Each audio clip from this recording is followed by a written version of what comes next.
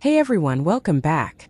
Chapters 801 through 810 of the previous episode. Qian Ping'an returns to the colorful garment nation and visits the ghost estate couple, who receive him with immense gratitude and host a joyful reunion feast. He travels to Blusher Prefecture, where he provides financial support and new techniques to his unofficial disciple, Zhao Xuxia. Defending the youth from a menacing local immortal, Qian Ping'an flies to Misty Mountain, shatters its protective array, and forces a blood vow from the mountain master to protect the innocent. Journeying onward to the water-combing nation, he subdues the arrogant swordsman Su Lang with a single punch and reconciles with his beloved senior, Sword Saint Song Yushao, over a hearty hot pot meal. If possible, you can support me via PayPal or become a channel member to help me keep this channel running. Thank you. Now let's get back to the story of Sword of Coming audio series. Chapter 811. After laughing heartily, Qian Ping'an cupped his fists and said, "We meet again, Elder Hong." Much like the previous time they had met, the old man was still filled with vitality and energy. Indeed, a short few years was like the blink of an eye for cultivators, so it was only natural that Elder Hong didn't appear any older than before. The old man was called Hong Yonghua, and he felt increasingly puzzled as he looked at the swordsman in azure who had taken off his bamboo hat. Business was exceptionally good at the Green Beetle shop located at Earth Dragon Mountain's Immortal Ferry Station, so it was very normal for them to have many customers walking in and out. However, most transactions took place on the first floor, and only a small number of customers would make their way to the second floor. Even fewer of them would sit down to make any transactions. If Elder Hong had made a transaction with this customer before, then he should have recalled this person straight away. However, the young man standing in front of him dressed like a wanderer was truly an unfamiliar face. That being the case, why was the young man acting so familiar with him? Regardless, this person was a guest, and the young man had also referred to him as Elder Hong. Thus, Hong Yonghua remained seated as he also cupped his fists to return the gesture. He then pointed at the space opposite him and gestured for Qian Ping'an to sit down, asking with a smile, "Customer, are you looking to buy or to sell?" Qian Ping'an carried a red antique-style chair over and sat down. This should have been the job of the female attendants of the Green Beetle shop. Of course, they wouldn't be serving tea and attending to customers for nothing, and they would naturally receive commission for every sale they made. If they managed to turn a customer into a repeat customer, they would further receive a bonus from the Green Beetle shop. Qian Ping'an remembered that the female attendant serving him back then was called Chuaying, but he didn't have any plans to buy or sell treasures this time. Otherwise, he would have asked about Chuaying before coming to the second floor. To encounter each other was fate, and looking back to the past, Qian Ping'an and his companions had all been very satisfied with their transactions in the Green Beetle shop. This left a good first impression, and this could also be regarded as a nurturing of goodwill. Cultivators all believed in these things. Qian Ping'an was just about to close the door before sitting down, but Elder Hong waved a hand and said, "There's no need to close the door." Qian Ping'an hesitated for a moment, but he eventually followed Elder Hong's instruction and sat down, smiling and saying, "Since I've come to Earth Dragon Mountain's Immortal Ferry Station, I decided to come here to visit Elder Hong as well. Elder Hong might not remember me, but I visited your shop with a big-bearded martial artist and a young Taoist priest a few years ago and sold several items." The old man smacked the table and chuckled. "I remember now, it was your companion who sold that pair of bamboo chopsticks to me. That was a great deal, and I was allowed to fulfill one of my biggest dreams at the time. I often take those chopsticks out to play around with when I have nothing else to do, and caressing the pair of chopsticks is like stroking the hair of Azure Divine Mountain's Lady Zhu." Elder Hong didn't continue, most likely feeling that he was acting far too familiar with the young man. Zhang Shanfeng had sold a pair of bamboo chopsticks from Azure Divine Mountain to the Green Beetle shop before, with Elder Hong purchasing them for a very high price. In fact, Elder Hong had paid a big premium for these chopsticks due to his fondness for them. Elder Hong was very delighted, and he stood up as if remembering something and instructed, "Qingkai, make haste and bring us some good tea." It wasn't long before a young woman wearing a colorful palatial dress gracefully walked in from the corridor that was decorated with carpets from the colorful garment nation, and she served a cup of high-quality hot tea to each person before taking her leave. However, she didn't walk far, and her lithe figure remained near the doorway. Elder Hong had worked in the green beetle shop for more than 50 years, and he would often be very dismissive of customers whom he didn't like the look of, appearing nonchalant about whether they bought or sold anything. On the other hand, he would be very open and enthusiastic toward customers whom he liked, and it was because of this that he had made a small bet with Su Yuanxia back then after enjoying a hearty conversation with him and his companions. Elder Hong smiled with squinted eyes and asked, "Why didn't the big-bearded martial artist with unique judgment come? I lost my bet with him, and the 5-mountain bowl of the ancient elm nation that I purchased from you caused the green beetle shop to lose a bit of money. However, this is not a big deal, and it's inevitable for there to be profits and losses when doing business. In any case, my strength is in appraising bronze wares, calligraphy works, and wood carvings. As such, it isn't strange for me to occasionally miss the mark when appraising other kinds of treasures. However, I owe that big-bearded martial artist some wine, and I can't leave this debt hanging over my head, can I? I'm not someone who likes to hold on to my debts, so this is a small matter that weighs on my mind from time to time. That being the case, why don't I treat you to some wine at a good spot outside the green beetle shop?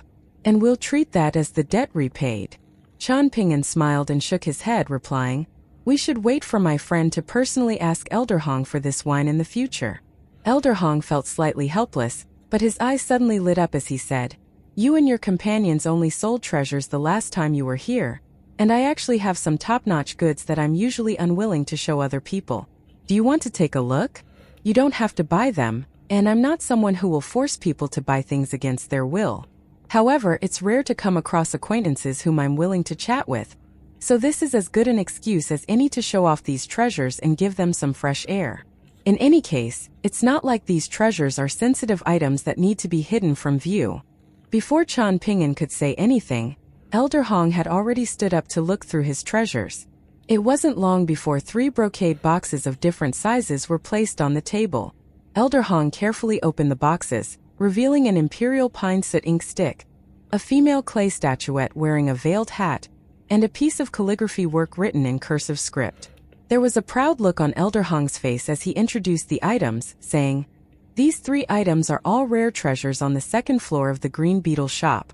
They're filled with abundant spiritual energy, and to say nothing of the clay statuette, the 2 other items also possess a strong scholarly aura. Not only can they be used as gifts for officials or nobles in mortal empires who understand the value of such treasures, but they're even valuable enough to be used as gifts for scholars from Lakeview Academy."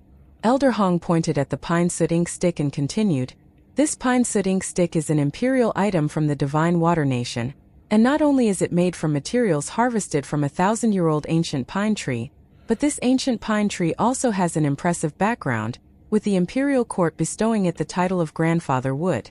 The ancient pine tree is also known as the not drunk pine, and this relates to a story that has been passed down through the ages.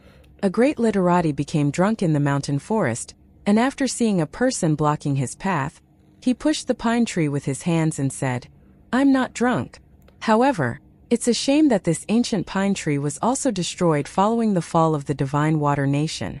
As such, it's extremely likely that this pine soot ink stick is the last of its kind in the world." Elder Hong then pointed at the clay statuette, a look of fervor in his eyes as he explained, "I purchased this from a despondent vagrant cultivator in the past, and it could be said that I got a huge bargain. I purchased it for just 200 snowflake coins, and when a senior from the 3rd floor appraised it, we discovered that this clay statuette is actually from a set of 12 that was crafted by an outstanding upper 5-tier immortal from the Middle-earth Divine Continent's White Emperor City. People referred to these clay statuettes of celestial maidens as the 12 beauties, and the most unique thing about these statuettes is that their veiled hats also double as small and exquisite immortal tools. Only after activating the secret mechanisms can one witness the true appearances of these statuettes. However, it's a shame that I still haven't discovered the correct method to activate these mechanisms, so I'm unable to fully confirm the identity of this statuette. Otherwise, this statuette could become a top-notch treasure of the entire green beetle shop. In fact, it could become the most valuable treasure of the shop. It's important to understand that it's incredibly difficult to obtain perfect sets when collecting treasures. However, it's exactly because of this that people yearn to obtain perfect sets." Afterward, Elder Hong pointed at the calligraphy work and said with pity, "This item is nowhere near as valuable as the previous 2 items. It's the work of a sword cultivator from the ancient Shu nation, and even though it's a copy of the real work, it's almost no inferior to the real work. This calligraphy piece is called A Shame, and this name originates from the first line of the poem written upon it. It's a shame that my sword skills are lacking. 1. The calligraphy skill displayed on this piece is wonderful, and the content of the poem is also outstanding. However, it's a pity that this piece wasn't stored properly over the years, causing much of its spiritual energy to be lost. It's like a hero who faded early and is now suffering in a haggard state. The title of this piece captures everything perfectly. A shame. Qian Ping'an only had mild interest in the pine soot ink stick of the divine water nation and the female statuette with a veiled hat, not thinking too much about them after taking a look. However, he carefully examined the cursive script calligraphy piece, because he had always been extremely interested in written characters.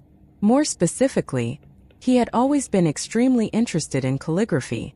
However, just like his Go skills, his calligraphy skills were also mediocre, with his writing being very ordinary and lacking in spiritual energy. Even though his writing was rigid and left a lot to be desired, Qian Ping'an was actually decently skilled at appraising at calligraphy works, and this was thanks to the seal script on the 3 seals from Mr. Qi, the many calligraphy pieces that Cui Dongshan had casually written, as well as the ancient calligraphy guide that he had purchased during his travels. Afterward, Qian Ping'an had witnessed the renowned works of many great calligraphers holding high positions in the imperial court during his trip through 300 years of the lotus flower-blessed lands past. Even though he had only caught a fleeting glance of them, he was still able to remember their approximate style and intent. Because of these reasons, Qian Ping'an felt slightly tempted even though he hadn't planned to purchase anything in the Green Beetle shop. In any case, the imperial pine soot ink stick and the clay female statuette were definitely very expensive judging from Elder Hong's description as well as their abundant spiritual energy. However, this calligraphy piece most likely wouldn't be too expensive. Qian Ping'an asked for the price, and Elder Hong raised an open hand and waved it back and forth. 5 lesser heat coins. This was the same as the selling price of the pair of bamboo chopsticks from Azure Divine Mountain. I can't afford it, Qian Ping'an said with a shake of his head. It wasn't that he didn't like it, but he truly couldn't bring himself to spend 5 lesser heat coins for the calligraphy piece. After all, 5 lesser heat coins corresponded to 500,000 taels of silver in the mortal world. Back in the county office of the Plum Glaze Nation, Qian Ping'an had only spent 5 pots of immortal wine to purchase a whole stack of cursive script calligraphy pieces from the drunken county lieutenant. All in all, he had spent less than 1 lesser heat coin. When buying and selling treasures, the most frightening thing was to have one's product compared to someone else's. If Qian Ping'an hadn't exchanged wine for calligraphy pieces with the young and despondent county lieutenant, perhaps he would have gritted his teeth and bought this calligraphy piece from Elder Hong just like Elder Hong had bought the bamboo chopsticks from Zhang Shanfeng back then. Elder Hong didn't try to force a sale, understanding that this price was too steep for Qian Ping'an. Regardless, the fact that the young wanderer with a sword on his back genuinely appreciated and liked this calligraphy piece was already good enough. He hadn't taken out this calligraphy piece in vain. Right at this moment, the young woman wearing a colorful dress and standing at the doorway asked softly, "Elder Hong, why aren't you displaying the most valuable treasure in this room?" Elder Hong chuckled in slight anger and replied, "Qing Kai, you weren't the one who brought him here, so you won't receive half a copper coin in commission even if I manage to sell something in this room. What are you causing a scene for?" The young woman clearly had a very good relationship with Elder Hong, and she joked, "I can borrow our customers' good fortune to take a few extra glances at these valuable treasures as well." She then smiled at Qian Ping'an and said, "Young master, since you've already come to this room, you definitely need to take a look at Mr. Hong's most valuable treasure. Not looking at it would be a wasted opportunity." Qian Ping'an actually had no intention of doing this, but Hong Yongbua smiled and pointed at Qing Kai, saying, "Look at you siding with our customers instead of the shop. You should hurry up and find a man to marry, lest you have nothing better to do than screw over us old geezers in the Green Beetle shop. Alright, we've looked at 3 valuable treasures already, so it won't hurt to look at the most valuable treasure as well."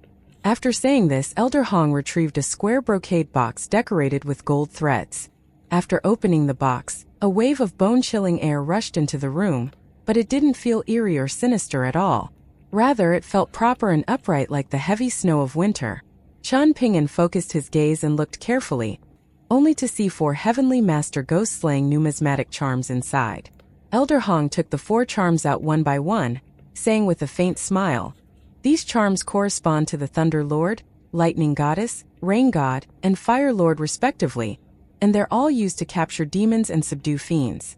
This is a set of extremely precious numismatic subduing immortal treasures, and it's not only pleasing to the eye but also very practical." A member of the luminous Vermilion Empire's imperial family once hoped to purchase this immortal treasure, but the amount he offered was slightly lower than what I expected to sell it for. It wasn't that I was completely unwilling to sell it, but that customer was far too haughty and domineering. Even though he was secretly delighted upon seeing the most valuable treasure in my room, he still pretended to be calm and collected. Just looking at him made me feel annoyed. So be it if he used these measly tactics in the marketplaces, but to embarrass himself in front of me? He was truly losing face for the entire luminous Vermilion Empire as well. That being the case, I found an excuse to not sell the immortal treasure. Elder Hong smiled and continued, "Anyhow, you can play around with it even if you don't intend to buy it. It's no ordinary porcelain ware or whatnot, so it won't break even if you drop it." Qian Ping'an picked up one of the numismatic charms and carefully examined both sides of it. He then retracted his gaze and asked, "How much for one?" "This comes as a set of 4, and we don't sell them individually," Elder Hong replied. After saying this, he raised a hand and waved it around. This naturally wasn't 5 lesser heat coins but 5 grain rain coins instead. Qian Ping'an smiled and asked, "There's no room for discussion?" Elder Hong shook his head and replied, "I definitely can't slash the price, or else that's an insult to this set of precious numismatic charms that's found its way over from the pure white continent." Did the member of the luminous Vermilion Empire's imperial family bring the price down to 4 grain rain coins back then? Qian Ping'an asked. The old man nodded with a smile. There was a bitter smile on Qian Ping'an's face as he said, "Then by the looks of it, I appear no different from him." Qian Ping'an also wanted to bring the price down to 4 grain rain coins, and he wanted to go all out and make these numismatic charms his. He was very fond of these charms. Money was dead while humans were alive. After handing the parasol leaf minimization treasure to Wei Bo and before leaving his mountain, Qian Ping'an had asked Wei Bo to extract 2 sums of grain rain coins, with each sum containing 5 coins. Qian Ping'an took 5 grain rain coins with him, thinking that this would be more than enough to deal with any unexpected situation. As for the other 5 grain rain coins, he had asked someone to deliver them to Bamboo Scroll Lake Sgu, so that he could host 2 heavenly worship ceremonies and liberation rites of water and land. If Qian Ping'an truly came across something similar to the 5-colored golden box cauldron owned by the Green Goat Palace's Lu Yong, something that would command a price of 50 grain rain coins, he would regard it as a treasure that he was destined to encounter but not fated to obtain as long as it didn't pertain to the foundations of his great Tao. After all, the only thing he was doing right now was spend, spend, and spend. Apart from the few dozen taels of silver that he earned from his 2 shops in Dragon Riding Alley each month, the rest of his mountains, including Downtrodden Mountain, didn't have a single immortal coin in income right now. He truly couldn't continue this trend of only spending and not earning. Elder Hong chuckled and replied, "No, it's still a little different, and you're much more pleasing to the eye than that person. You can haggle all you want, but I won't accept your low offers no matter what." A spark of inspiration suddenly came to Qian Ping'an, and he asked with slight hesitation, "Dare I ask, Elder Hong, how many immortal coins does the Green Beetle shop pay you each year?" The cloth wrapper shop on the Dragon Spring Prefecture's Oxhorn Mountain had been vacated already, but the buildings and shops that had cost a fortune to build were still there. Moreover, this was the only immortal treasure shop on Oxhorn Mountain, which also had an immortal ferry station. As such, it was indeed a suitable place for doing business. The young woman standing at the entrance covered her mouth and laughed, but she still wasn't able to prevent the sound of her laughter from escaping. From this, it could be seen just how strange and comical Qian Ping'an's question was. So be it if he purchased the 4 ghost-slaying numismatic charms which were each an immortal treasure, but he actually dared to steal someone from the Green Beetle shop even though he couldn't afford these treasures? Did he know that the Green Beetle shop had already existed here for more than a dozen generations as the most influential force at Earth Dragon Mountain's immortal ferry station? Even the cloth wrapper shop had hit a brick wall here, ultimately choosing to not open their shop here. Hong Yongbo was also very amused, and he waved his hand and replied, "Don't even think about this." He was just about to put away the brocade box with golden threads which was used to contain the chilly aura of the numismatic charms, but Chan Ping'an unexpectedly flicked his wrist and placed 5 grain rain coins on the table, saying, "I'll buy this, Elder Hong." The old man was quite surprised and he asked, "Are you sure you want to buy it? You're not going to regret this? There'll be no going back once you exit the Green Beetle shop. We don't accept any returns." Chan Ping'an nodded in response. Elder Hong reached over with each finger making contact with 1 grain rain coin. He then quickly retracted his hand after confirming that they were genuine grain rain coins from the mountains that were filled with properly circulating spiritual energy. This wasn't something that could be faked. "Are you sure about this?" he asked again. Chan Ping'an glanced at the 3 other boxes on the table and asked with a smile, "Can you throw in something extra?" The young woman standing at the doorway couldn't help but laugh out loud, and she hurriedly turned around and covered her mouth. "I can do this if you help me repay the debt of wine that I owe your friend. What do you say?" Elder Hong replied semi-seriously.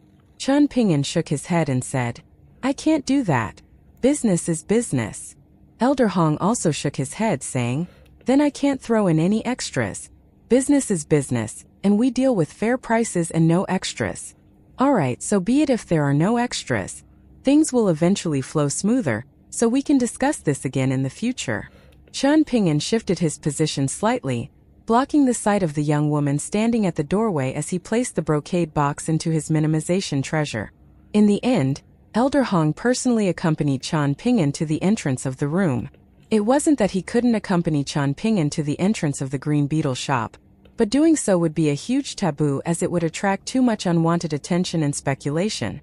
"If you agreed to my proposal just then, which item would you have chosen as the extra?" "The calligraphy piece," Elder Hong suddenly asked. Chan Ping'an shook his head and replied, "I would have chosen the female clay statuette wearing a veiled hat." Elder Hong smiled and said, "Your appraisal skills are quite good, but they're not the best.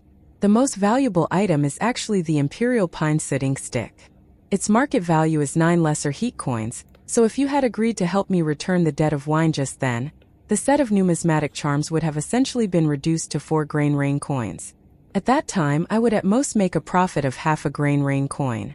Now, however, I'm making a profit of 1.5 grain rain coins. Even after taking away the cut for the Green Beetle shop, I still don't need to worry about wine money for the rest of my life." Chan Ping'an smiled and replied, "Then Elder Hong should remember to treat my friend to some good wine the next time he visits. You should treat him to the most expensive wine possible." Elder Hong nodded and said, "That's only right."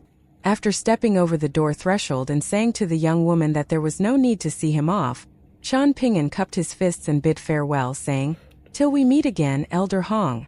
The old man nodded in acknowledgement, replying, "Forgive me for not seeing you off any further. Here's hoping that we can do frequent business and slowly grow our relationship in the future." Chan Ping'an walked downstairs and exited the Green Beetle shop, slowly walking along the street with his horse. He had bought the numismatic charms because he planned to give them to Peace and Tranquility Mountain's Zhong Kuei. One couldn't be in too much of a hurry when trying to make money, so Chan Ping'an couldn't be blamed for giving away so much right now. However, it wasn't long before Chan Ping'an looked back, discovering that the Qingkai, the young woman wearing the colorful dress, was quickly walking over with a brocade box in her hands. After Chan Ping'an stopped, Qingkai handed the brocade box to him and said with a smile, Elder Hong felt really bad about turning down young master's request, so he ultimately decided to part with his treasure and give this clay statuette to young master. Young master might not know, but I needed to tug at the brocade box for a long time before Elder Hong was finally willing to let it go. Chan Ping'an smiled and said that Elder Hong was truly far too kind, and there was no need for him to do this. However, his hands weren't slow at all, and he immediately reached over to accept the brocade box. To his surprise, the young woman also didn't let go of the brocade box straight away, and he needed to tug lightly before she finally loosened her grip. Qingkai raised her 2 empty hands as she looked at the disappearing figure. She smiled and shook her head, and when she returned to the Green Beetle shop, The female attendants on the first floor all lowered their heads in respect when they saw her. When she arrived outside Hong Yongbua's room on the second floor, the old man respectfully stood at the door and said with a bitter smile, "Boss, you gave me a fright when you personally brought us tea just then." The young woman smiled calmly and said, "You were given an even bigger fright when the customer tried to poach you afterward, weren't you?" Elder Hong could only smile wryly. The young woman walked into his room, bending down and extending a finger to play with the green-robed figure standing on the branch of the potted bonsai tree. Elder Hong stood beside her and asked in puzzlement, "Boss, why did you tell me to give him the female clay statuette?" The young woman played around with the adorable green-robed figures as she replied, "It's extremely likely that he was the young sword immortal who helped the Sword Water Villa." There was a look of incredulity on Elder Hong's face as he exclaimed, "It can't be, right?" Even though he was able to take out 5 rain coins in a single breath and purchase those ghost-slaying numismatic charms which have been gathering dust for 100 years, I saw him once before this, and he was at most a third-tier pure martial artist back then. The Eastern Treasured Vial continent is so big. So is there truly just Ma Kuxuan from True Martial Mountain? The young woman asked calmly. Elder Hong was still skeptical, finding it difficult to believe that Chan Ping'an was the young sword immortal in Azure who had defeated the Pine Stream nation Su Lang and forced him to retreat. "Don't forget, I'm also a sword cultivator," the young woman suddenly said. Elder Hong smiled and praised. "Boss is a prodigious talent, receiving a forward prophecy of Earth Immortal Sword Cultivator when you were still young. The art of commercialism is merely a minor Tao for you."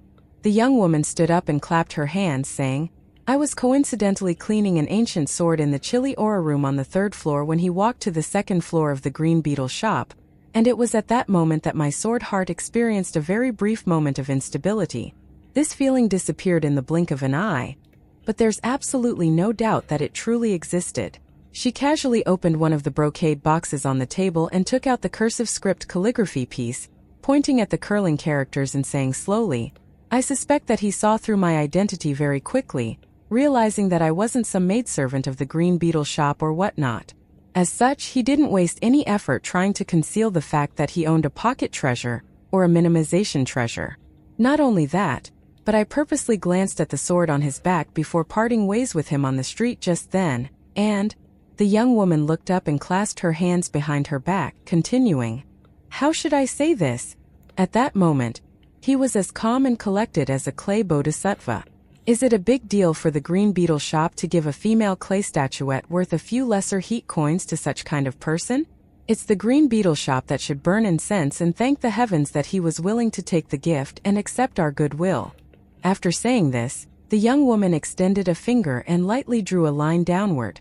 Thinking over things carefully, she thought that the young man was like 2 completely different people to her and to Hong Yongbua.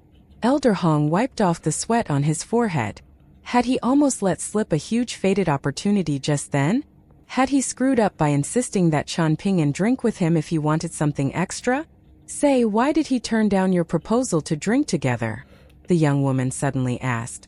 "Is it because he's a sword immortal from the mountain peak and feels disdain at the idea of drinking with you? Or does he truly hope that his friend can personally drink with you in the future?" "It's naturally the former," Elder Hong replied without hesitation. The young woman smiled and said, "The Green Beetle shop won't take a cut for your sale of the ghost-slaying numismatic charms. Hong Yongbua, remember to buy expensive wine when treating that person's friend in the future." As that young man said, "You should treat his friend to the most expensive wine possible." Elder Hong smiled widely and remarked, "This is very kind of you." Chan Ping'an walked forward with his horse, and after paying for a ship ticket, he still needed to wait for 2 or so hours before the ship would depart. He lingered around and looked up, gazing at the many intercontinental ships that were taking off and landing. Things were as busy as could be. Compared to the past, this ferry station was seemingly bringing in even more mountains of money. If Oxhorn Mountain could become half as busy as this in the future, Chan Ping'an surmised that it could also bring in bucket loads of money in the future. Be it mortal gold and silver or immortal coins, money was something that was afraid of remaining still. Ever since ancient times, money had always liked to flow instead of remaining stagnant.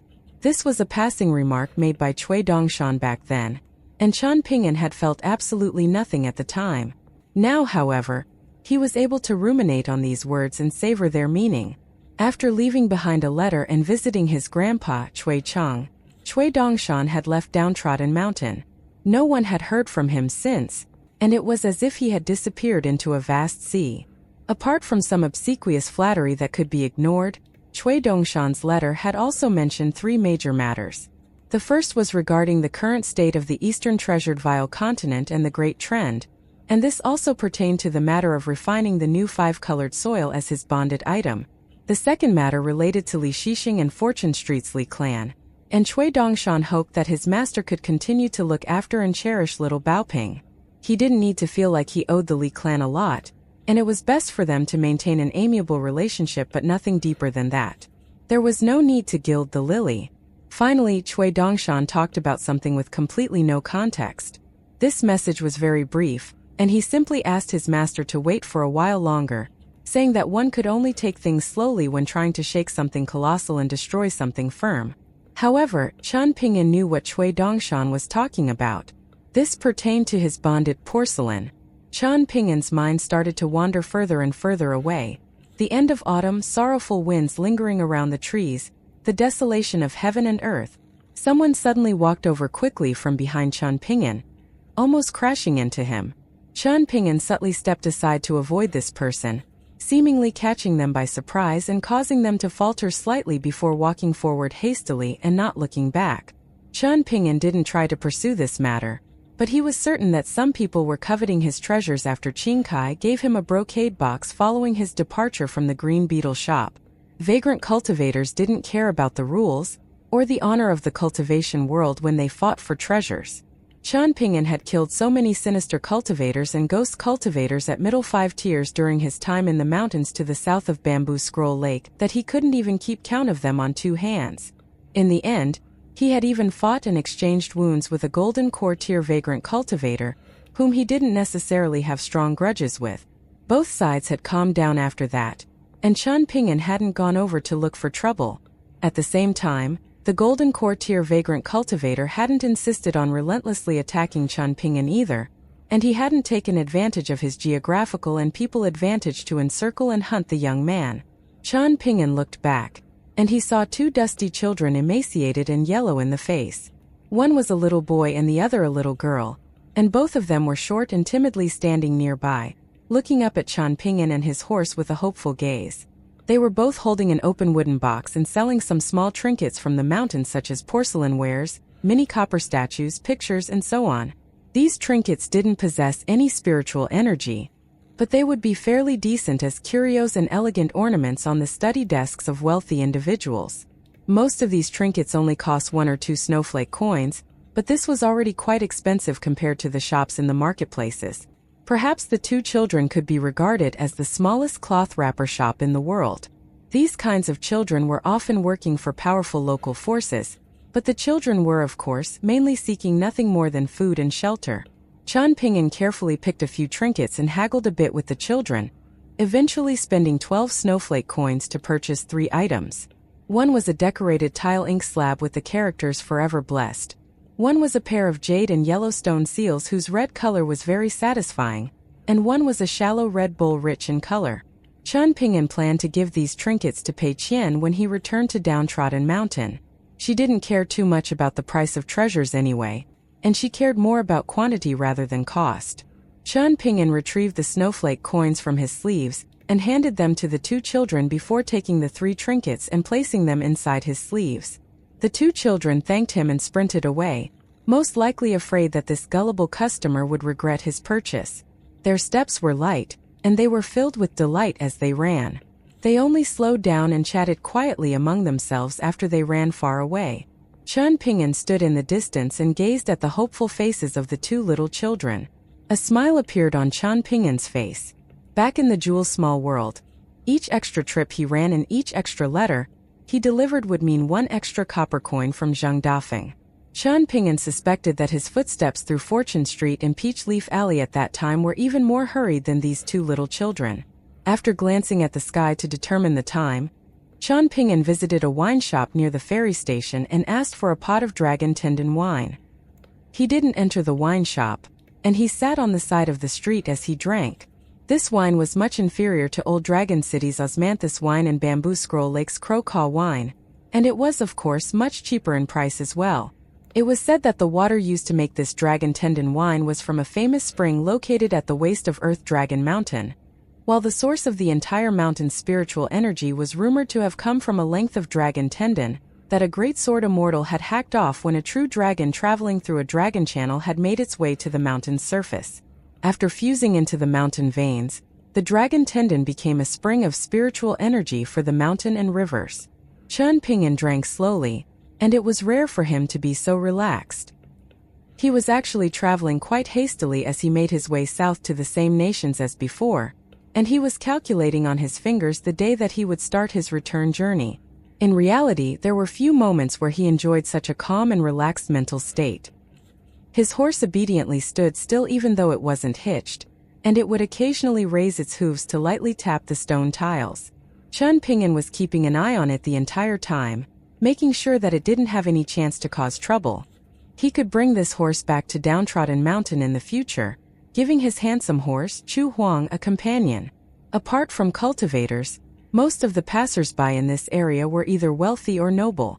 Chen Ping'an silently drank wine and observed their actions and speech, but his glance would only be fleeting like a dragonfly quickly skimming over water. Time slowly passed by at a leisurely pace. Chen Ping'an put down his wine bowl and led his horse to the ferry station.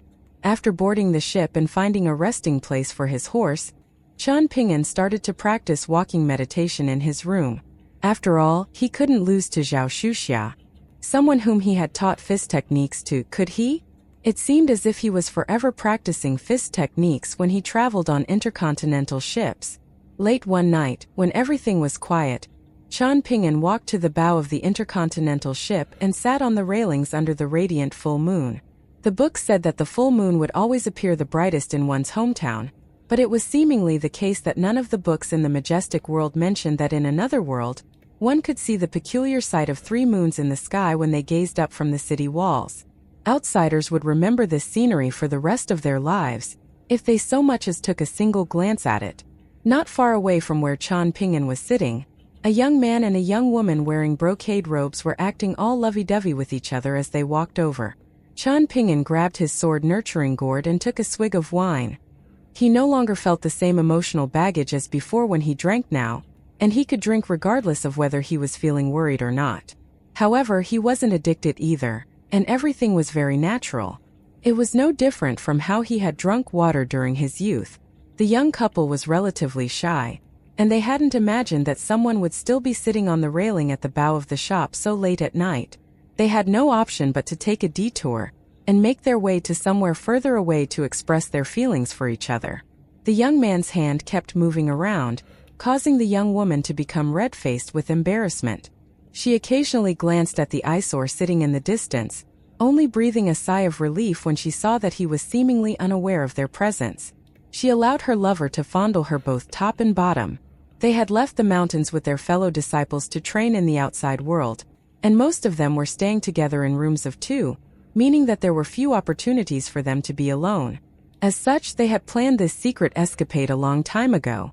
Chen Ping'an decided to lie down and cross his legs, holding his sword nurturing gourd in both hands. Chen Ping'an caught sight of a despondent young man standing in the distance out of the corners of his eyes, and this ordinary-looking young man was indeed inferior to the young man who was cuddling amorously with his lover right now. Chen Ping'an turned his gaze away and didn't look at them anymore. After the despondent young man left, it wasn't long before a furious old woman stormed over to the bow of the ship. The pair of lovers instantly jumped apart and stood up straight. The young man who had been extremely daring just then stepped back, while the immensely embarrassed young woman surprisingly stepped forward, looking directly at her senior. The old woman viciously scolded them for a while before flicking her sleeve and leaving.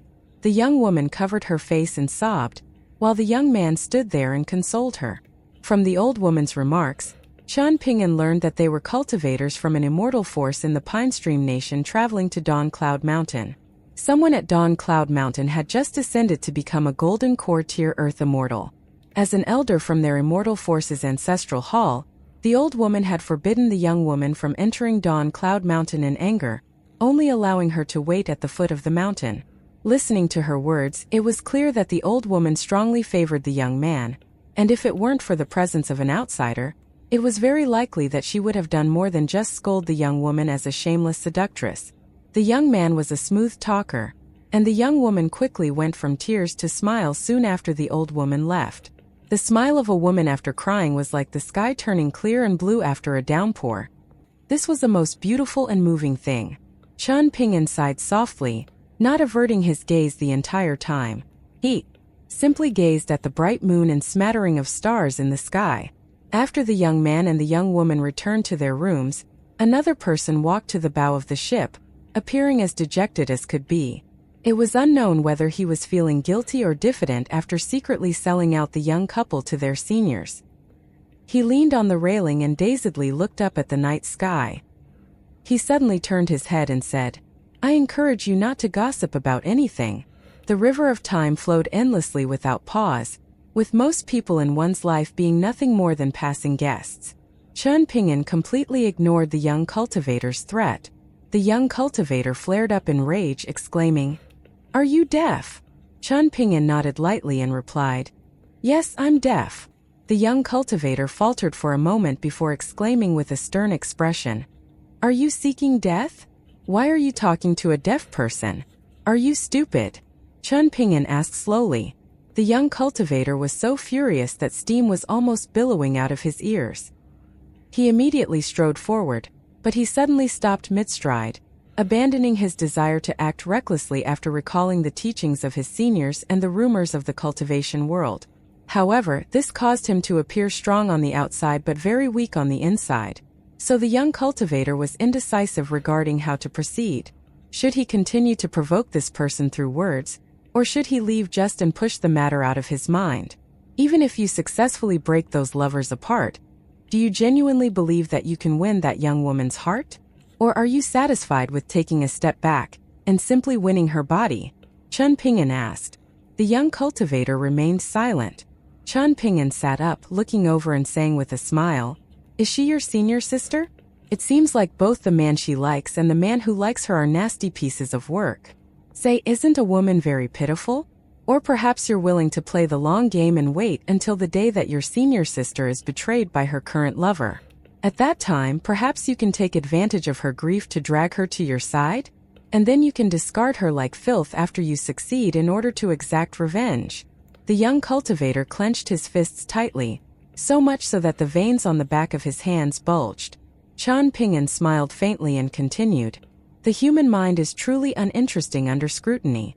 It's no wonder that people like you, cultivators from the mountains, need to examine your own conscience all the time. What's growing in your mind's field isn't crops but rather weeds." The young cultivator's expression changed slightly. By the sounds of it, this person wasn't a cultivator from the mountains. In other words, he was only a sword practitioner from the cultivation world. However, a bucket of icy cold water was instantly poured over his head when that person glanced at him. This was an extremely strange feeling. The young cultivator hastily stumbled away, having no time or effort to care about his face. Qian Ping'an took a deep breath.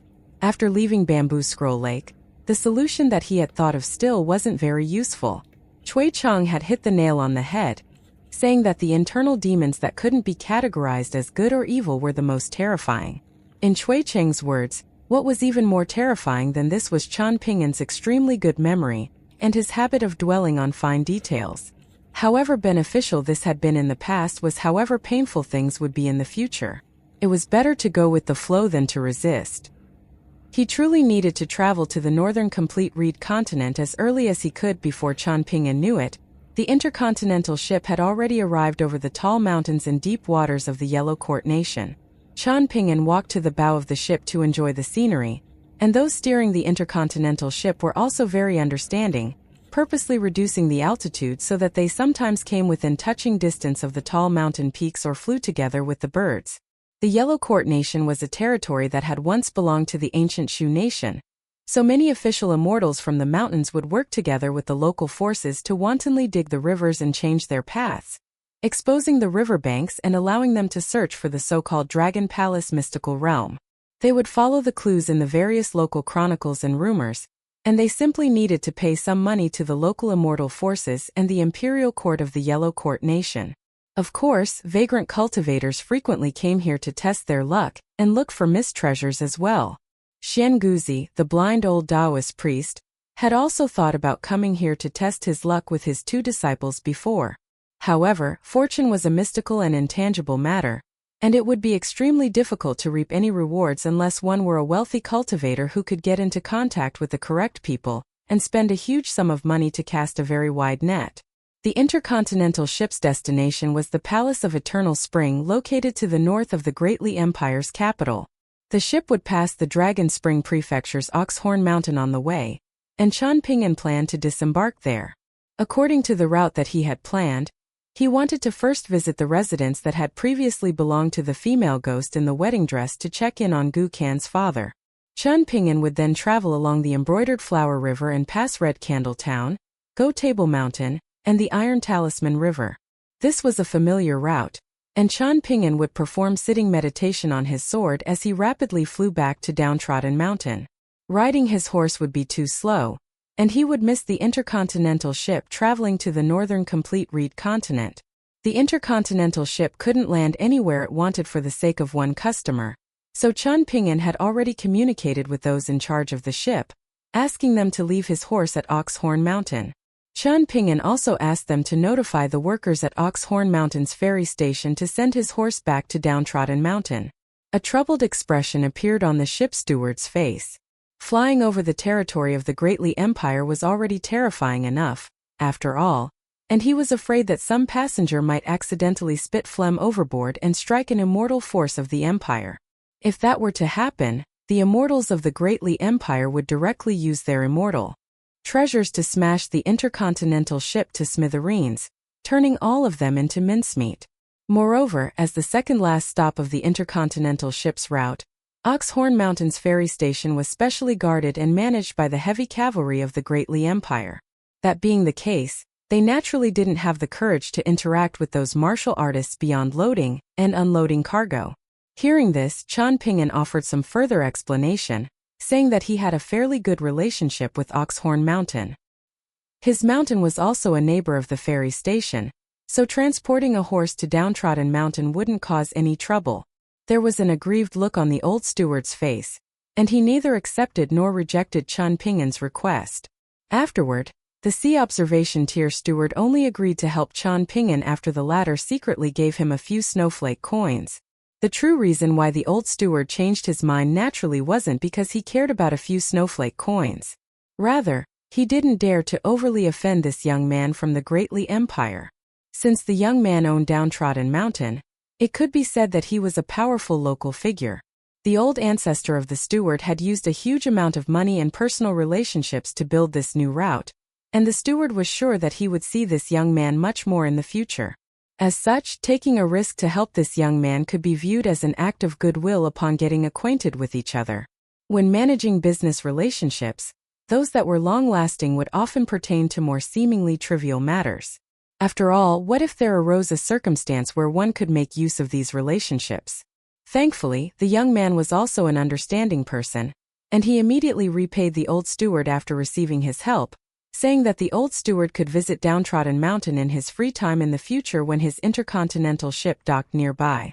The young man introduced himself as Qian Pingyan, and he said that there would be both tea and wine at his place when the old steward visited. It was only after hearing this that a sincere smile appeared on the old steward's face. Regardless of whether the young swordsman was being perfunctory or not, his decision to say this was already better than nothing.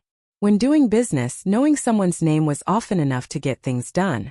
There was no need to necessarily become friends with them, and other people would naturally have many more things to mull over when they heard some certain names. A few days later, when the intercontinental ship had already entered the territory of the Great Li Empire, Qian Pingyan peered down at the mountains and waters of the Great Li Empire and notified the old steward that he was going to leave. He then summoned Sword Immortal, having it fly out of the scabbard on his back before he jumped overboard. Standing on the golden thread, he drew a sharp arc through the sky as he rapidly descended to the ground. The old steward smacked the railing with pure delight on his face. When he arrived at Oxhorn Mountain, He definitely needed to ask around to learn more about this seemingly impressive Chan Ping'an. The young man had concealed his strength extremely well, surprisingly only bringing a horse with him as he traveled around the world beyond the mountains. This was very atypical, as which cultivator from the immortal forces in the mountains didn't have some immortal mannerisms. Chan Ping'an landed on the path that he was already very familiar with, and he no longer needed to use a yang energy illumination talisman to guide him forward this time. He directly arrived before a mountain face, but he didn't use a barrier-shattering talisman to forcefully kick down the door and barge into the residence, and he instead lightly snapped his fingers as if he were knocking on a door. Chan Ping'an had used the former method before, and the mountain god of the embroidered flower river who had a green snake coiled around his arm had coldly taunted Chan Ping'an afterward, using the laws of the Great Li Empire's mountains to reprimand him and tell him never to do this again. Even though he had appeared haughty and domineering, it was indeed Chan Ping'an who had been in the wrong. Since this was the case, Chan Ping'an would continue to knock on the door in the future, regardless of whether he became a genuine sword immortal or not. Ripples appeared on the surface of the mountain face as the barrier suddenly opened up, allowing Chan Ping'an to enter. The scenery in front of him immediately opened up as well. Chan Ping'an frowned as he slowly walked forward and looked around. Things here appeared much better than before, with the mountains and water stable and the spiritual energy abundant. These were all positive changes, and it was most likely the case that Gukan's father, the new owner of this residence, had made good progress in repairing the mountain routes over the past 3 years. This would be viewed as a tangible accomplishment among mountain gods and river gods, and the Ministry of Rights would be responsible for recording these meritorious actions on the merit register maintained by the Ministry of Personnel's merit inspection official. However, Gukan's father didn't come out to welcome him today, and this was quite abnormal in Chan Ping'an's view. During Chan Ping'an's short return to Downtrodden Mountain back then, he had asked Wei Bo about this Chu clan residence with a plaque reading "Beautiful Water, Noble Wind" in great detail. The old residence and the new owner both fell under Wei Bo's jurisdiction and command, with him being the formal god of the Great Li Empire's northern mountain, so he indeed knew about the ins and outs of the situation. However, Wei Bo also said that the ritual office of the Great Li Empire's Ministry of Rights would specially manage the secret threads personally woven by the imperial court. As such, even Wei Bo only had the right to know about the situation but no right to interfere. This old residence of the Chu clan was one such thread. In fact, it was only at the end of winter last year that the old residence had been classified as such, and it had essentially been plucked out from the jurisdiction of the northern mountain. When Chan Ping'an had signed a contract with the Imperial Court of the Great Li Empire on Cloud Drape Mountain back then, the Ministry of Rights assistant minister had mentioned this matter to Wei Bo and roughly explained the situation. However, this had been nothing more than some polite words to ease Wei Bo's mind. Wei Bo naturally had no complaints. He wasn't stupid, and he understood that he didn't necessarily have control over all areas simply because they fell under the Northern Mountains' jurisdiction. After all, even the capital of the Great Li Empire technically fell under his jurisdiction, but could he truly barge into the capital to order people around? Regarding the Yin god of the Gu clan, the explanation from the officials was that Gu Tao had largely lived in recluse over the past 3 years, working diligently to repair the fortune of the mountains and waters. He had worked extremely hard, and the imperial court was preparing to reward him and appoint him to a different role. It was also said that Wei Bo and Zhu Lian had made a bet regarding this appointment, with each writing their guess on a slip of paper and handing it to Chan Rushu, the little girl in pink. The loser would treat the winner to some wine. At the time, Wei Bo had asked Chan Ping'an to guess what role each of them had written down. Chan Ping'an obviously wasn't good at guessing these things, and he had also been experiencing a huge headache back then thanks to the brutal beatings waiting for him on the second floor of the bamboo building. However, Chan Ping'an felt slight regret at this moment. If he had asked more about the situation back then, perhaps he would be more mentally prepared at this moment. Wei Bo also mentioned that Gu Kan's mother had immediately gone to look for Gu Tao after returning to her ancestral residence in Clay Vase Alley, but even though she managed to enter the mountain, the husband and wife separated by yin and yang had seemingly failed to reunite with each other. It was still the river god of the embroidered flower river wearing golden armor standing at the entrance of the residence and waiting for Chan Ping'an today. Compared to the strong tension between them last time, however, The experienced formal god, who was only slightly lower ranked than river goddess Yang Hua of the Iron Talisman River, appeared much more relaxed and friendly this time. Qian Ping'an cupped his fists in respect and said, "Greetings, esteemed river god." The river god of the embroidered flower river nodded in acknowledgement before asking, "Are you here to reminisce on the past with owner Gu Tao? Or are you here to exact revenge on Lady Chu?" 1. Qian Ping'an smiled and replied, "I'm here to look for Uncle Gu." Since the matters at Bamboo Scroll Lake had already concluded, there was no need for Qian Ping'an to dwell on them too much anymore.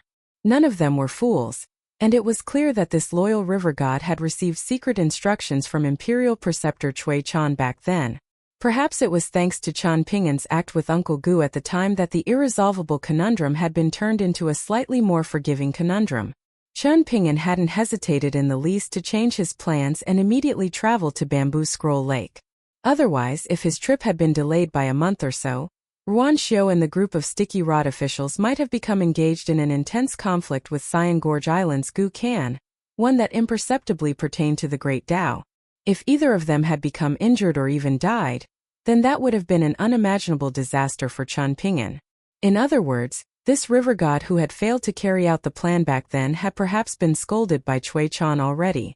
The river god gently stroked the head of the green snake coiled around his arm, saying with a faint smile, "Qian Ping'an, even though I'm still a little frustrated about being tricked and taken for a fool by the two of you back then, allowing you to secretly sneak off to Bamboo Scroll Lake and forcing me to waste my time here to look after that old servant of yours for so long, that was entirely as a result of your abilities.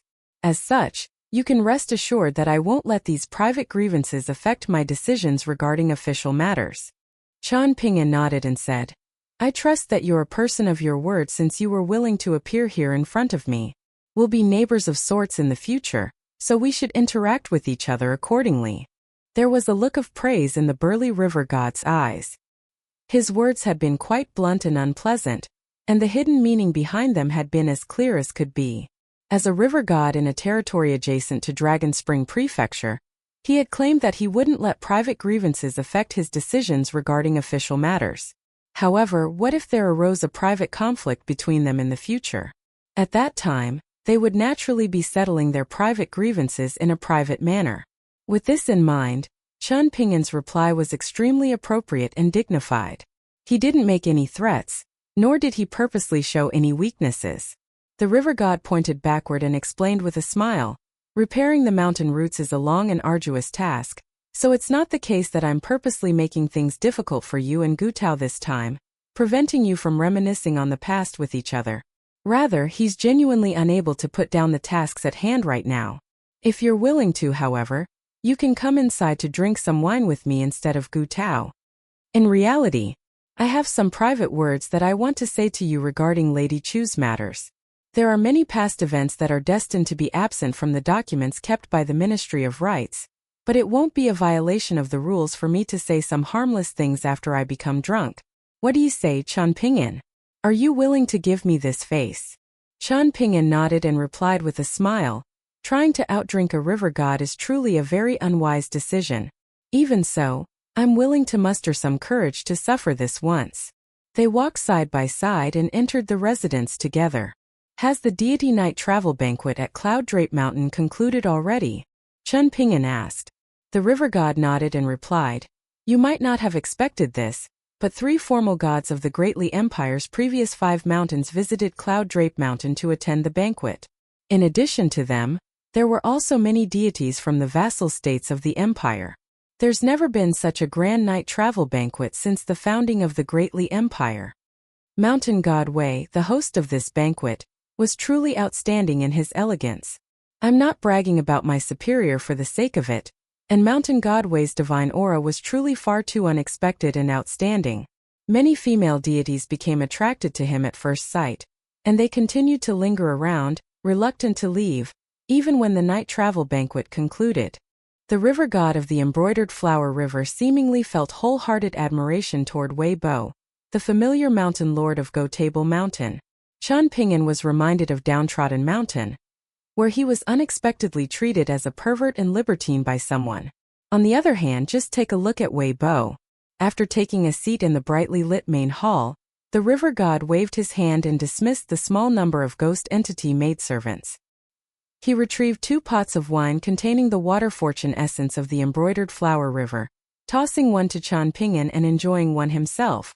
The river god was clearly an old acquaintance of Lady Chu, and he didn't beat around the bush as he frankly told Qian Ping'an why he was hosting him this time. He didn't have the unrealistic expectation of Qian Ping'an putting aside his grudges and becoming friends with Lady Chu, but he hoped that Qian Ping'an wouldn't fight to the death with her. Afterward, the river god gave a detailed recount of Lady Chu's relationship with that scholar from the Great Li Empire, describing how she was once a kind young woman who was deeply in love with the scholar. However, the river god also didn't shy away from the many brutal things that Lady Chu had done after mistakenly thinking that she had been betrayed by her lover.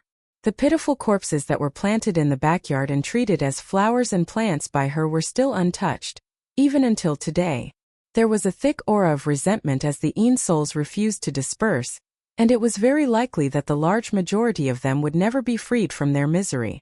The river god also appeared mournful as he talked about the tragic fate of the scholar, with his expression solemn as he drank a sip of wine and said, "Before the recent rise of the Great Li Empire, scholars with slightly more ambition were all subject to cold gazes and discriminatory treatment. The more talented a scholar was, the more they would be targeted and suppressed. This scholar is one such example, and one of the people who preyed on him back then was a descendant of a powerful clan in the Great Sui nation. And now, this person is still a high-ranking official in the imperial court." The river god looked outside the hall and said with emotion, "This is a muddle-headed matter, so how can we speak reason and solve it fairly?" After drinking a sip of wine, Qian Ping'an replied slowly, "If one insists on speaking reason, it's indeed possible for one to do so. One simply needs to understand the principle of sequential order, and take things one step at a time. However, there's a critical condition to this, and that's the fact that the person speaking reason needs to be capable of shouldering the inevitable consequences." The river god smiled and asked, "Why don't you give it a go? Miss Chu is deeply involved in this situation, so it's understandable that she can't see things clearly. However, you're only semi-involved in the matter, and you're half a spectator as well. If you're willing to speak reason and deal with this matter, then I'll owe you a huge favor." Qian Ping'an shook his head and replied, "I don't have the drive to do that, nor do I have the reason to do that." The river god hadn't been hopeful to begin with, so he didn't feel any disappointment to speak of. Even so, he felt was a slight pity. He raised his wine pot and said, "Then let's just drink wine." Qian Ping'an also raised his wine pot in response. This was good wine and probably fairly expensive as well, so he planned to drink less of it as a way of making money. A penny saved was a penny earned, after all. Apart from Lady Chu, there was actually not much else for the two of them to talk about. As such, it wasn't long before Qian Ping'an stood up to bid farewell. The river god of the embroidered flower river personally accompanied him to the entrance, which was a mountain and water barrier.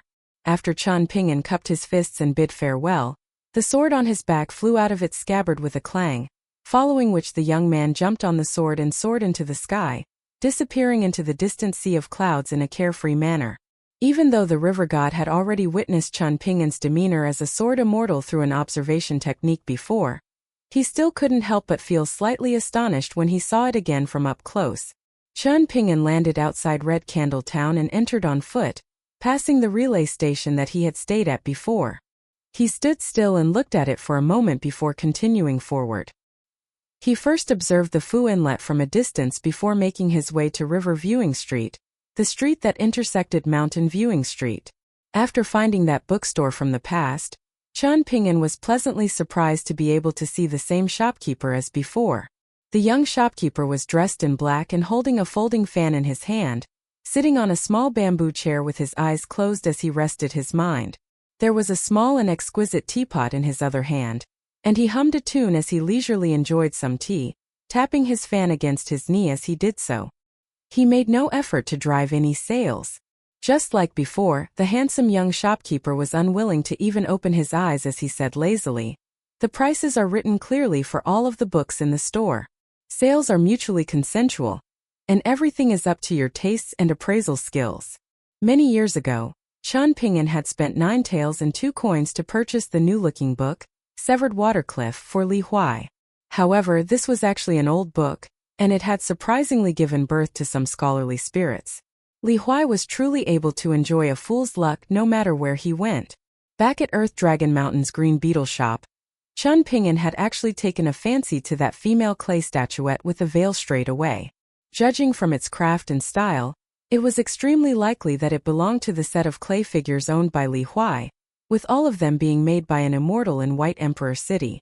Even if maidservant Qing Kai of the green beetle shop, who hadn't concealed her sword intent well enough, hadn't given the clay statuette to Chun Ping'an as a present, he would have still thought of some way to make the statuette his. As for the Imperial Pine Soot ink stick from the Divine Water Nation, Chun Ping'an genuinely hadn't possessed enough immortal coins to purchase it at the time. As such, he planned to ask Wei Bo, formerly a mountain god of the Divine Water Nation, whether it was worth purchasing this treasure when he returned to Downtrodden Mountain. However, this wasn't Chun Ping'an's reason for visiting the bookshop. In reality, this young shopkeeper, a water spirit from the rushing tranquil river assuming human, had already ascended to the heavens in a single step, rising from a person leisurely wandering around the streets to the formal river god of the rushing tranquil river, an esteemed position conferred to him by the imperial court of the Great Li Empire. Not only this, but he was the first formal god of the rushing tranquil river since the founding of the Great Li Empire. In this sense, it could be said that he was genuinely a carp jumping the Dragon Gate. 1. Just like the river god of the embroidered flower river, this young river god could also be regarded as a neighbor of Chun Ping'an's now. To cultivators from the mountains, the short stretch of mountains and waters between them was just like the distance from Clay Vase Alley to Apricot Blossom Alley. Chun Ping'an wouldn't try to deliberately win over this river god, as there was no need to do so and no benefit in doing so. However, visiting the bookstore to greet him since he was passing by was completely reasonable and the respectful thing to do. When despondent, one definitely needed value oneself and take oneself seriously. When successful, one definitely needed value others and take others seriously. Chun Ping'an had found these principles on the muddy paths of Clay Vase Alley, and he couldn't toss them aside just because he had walked further along the path of cultivation and ascended higher up the mountains. Chun Ping'an chose a few expensive books that could roughly be categorized as complete editions before suddenly turning his head and asking, "Shopkeeper, what kind of discount can I receive if I decide to buy all of the books in your store?" The young shopkeeper, who looked like a handsome young master, opened his eyes and huffed, "I rely on this small store to have a place to rest and eat, so what will I do with a sack of silver coins if you buy everything? Should I go to the Fu Inlet to drink flower wine? With my good looks, it's hard to say who will be getting the better end of the deal. What kind of discount can I give you? How about -10% off? How about -20% off? Do you still want to buy everything?" Chun Ping'an nodded and said with a smile, "I'll buy it all." The young shopkeeper placed his teapot on the narrow tea table beside him before opening his folding fan with a crack, lightly rocking it back and forth as he replied with a faint smile, "No deal." Chun Ping'an could only give up, paying 30 or so taels of silver to purchase a few ancient books instead. After receiving the silver, the young shopkeeper smiled widely as he saw Chun Ping'an off at the entrance of the bookstore, saying, "You're always welcome to visit again." Looking at the young shopkeeper's expression, Chun Ping'an immediately knew that he had paid overs for the books. After Chun Ping'an left River Viewing Street, the young shopkeeper returned to his seat and closed his eyes for a short moment. He then stood up and closed the bookstore, following which he went to the river bank. Red Candle Town was an important trade hub near Dragon Spring Prefecture, and it was where the embroidered flower river, the fine wine river, and the rushing tranquil river converged. The imperial court was carrying out major construction projects throughout the area, leaving the town dusty and noisy. If everything went as expected, Red Candle Town would not only become a part of Dragon Spring Prefecture, but it would quickly rise to become the center of a new county, where the county office was located. Meanwhile, Dragon Spring Prefecture would also rise from a prefecture to a province. Things were busy in the mountains, and the same could be said for the officials outside the mountains. This was especially the case for those near Cloud Drape Mountain, with countless deities racking their brains in an attempt to enter this mountain. One needed to understand that deities didn't simply rely on their temples and gold statues to oversee their territories, and they also needed to have good relationships with some immortals from the mountains, officials from the imperial court, and cultivators from the mountains. Using this, they needed to continually expand their networks and build their relationships. Thus, as the two main hubs of the new province, the rapid rise of Cloud Drape Mountain and Dragon Spring Prefecture was destined and unstoppable. The young shopkeeper in black used an illusion technique after arriving at the bank of the embroidered flower river, and after stepping into the water that was the softest among the three rivers, he casually walked along the surface of the river. The nature of the three rivers was vastly different, with the embroidered flower river being the softest and richest in spiritual energy. The rushing tranquil river was fast-flowing and ferocious, while the fine wine river behaved the complete opposite of what its name suggested, being the shortest river with the most unpredictable nature. The distribution of spiritual energy was uneven throughout the river, with the area where the river god residence was located having the best feng shui.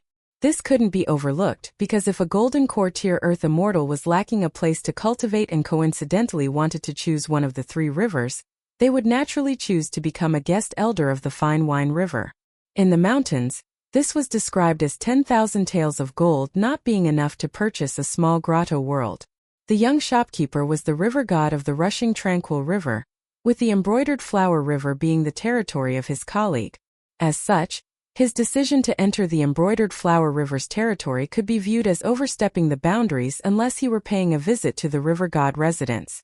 However, the water spirits responsible for patrolling the embroidered flower river weren't surprised at all when they saw the river god in black, and they instead grinned widely as they swam over to make small talk with him. This wasn't because the new river god of the rushing tranquil river was an easygoing person, but rather that the water spirits of the embroidered flower river were deliberately doing this to disgust him.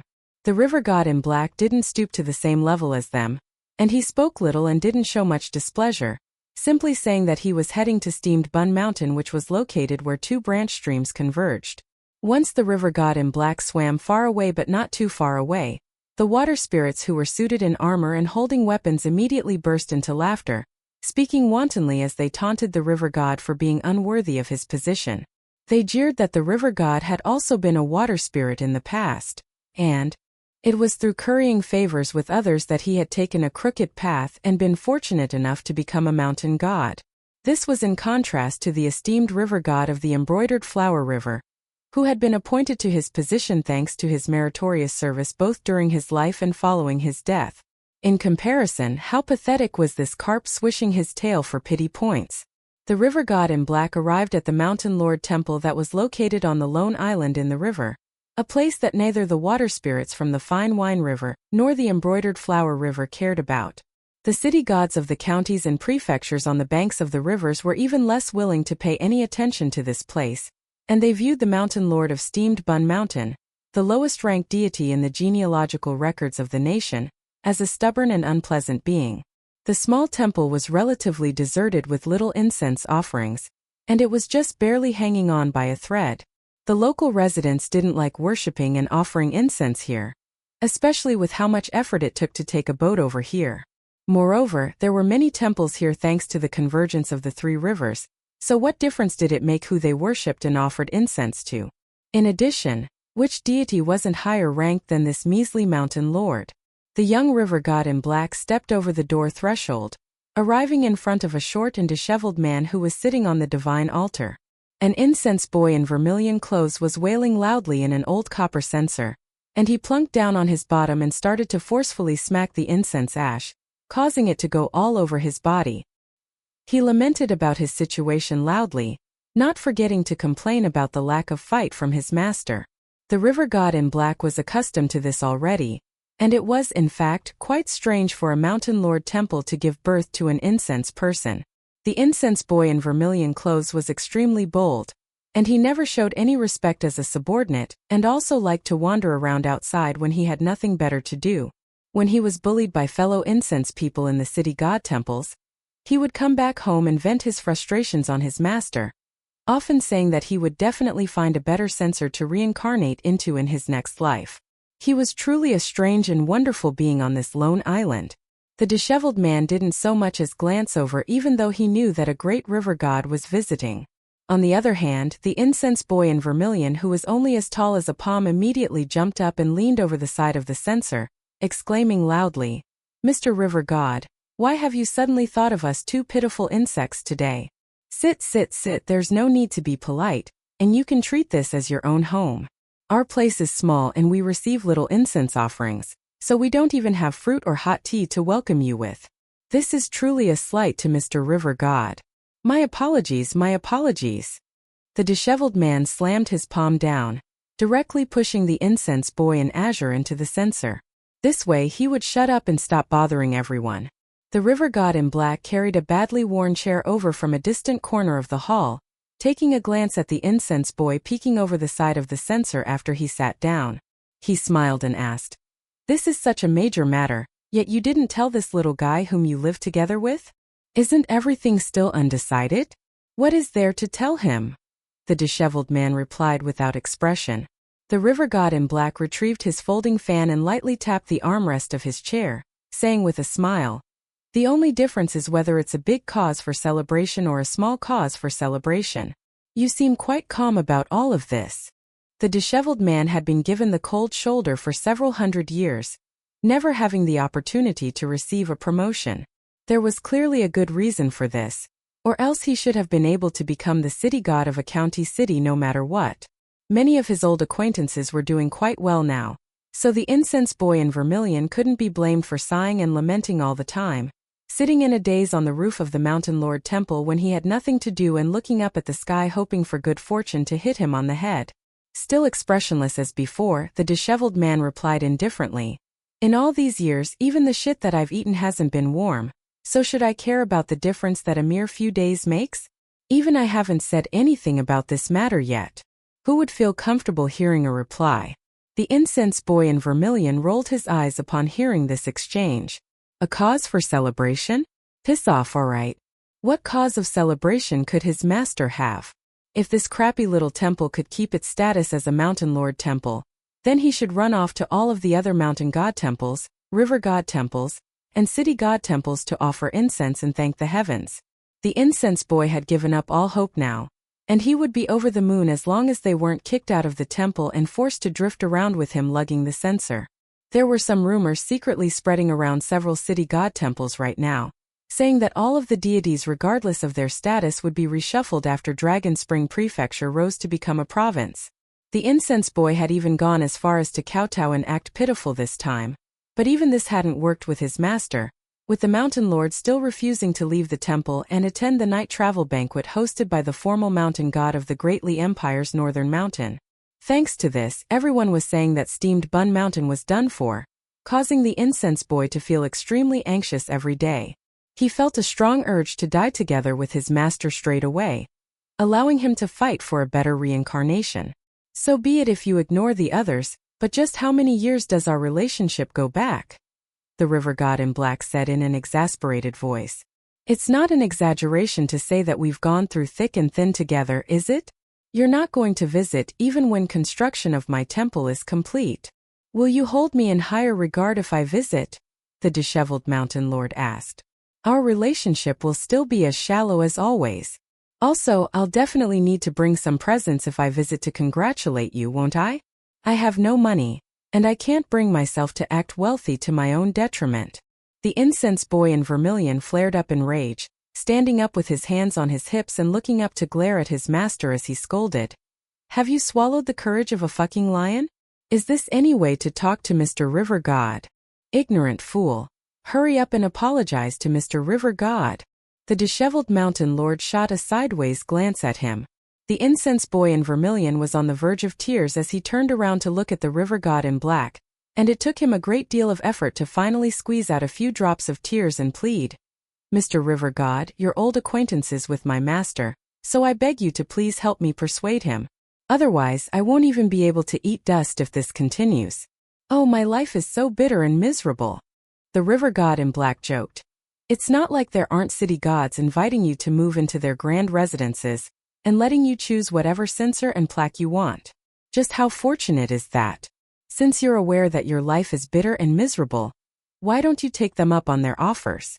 Why are you foregoing such a good life to suffer here? Why are you inhibiting your own ability to succeed?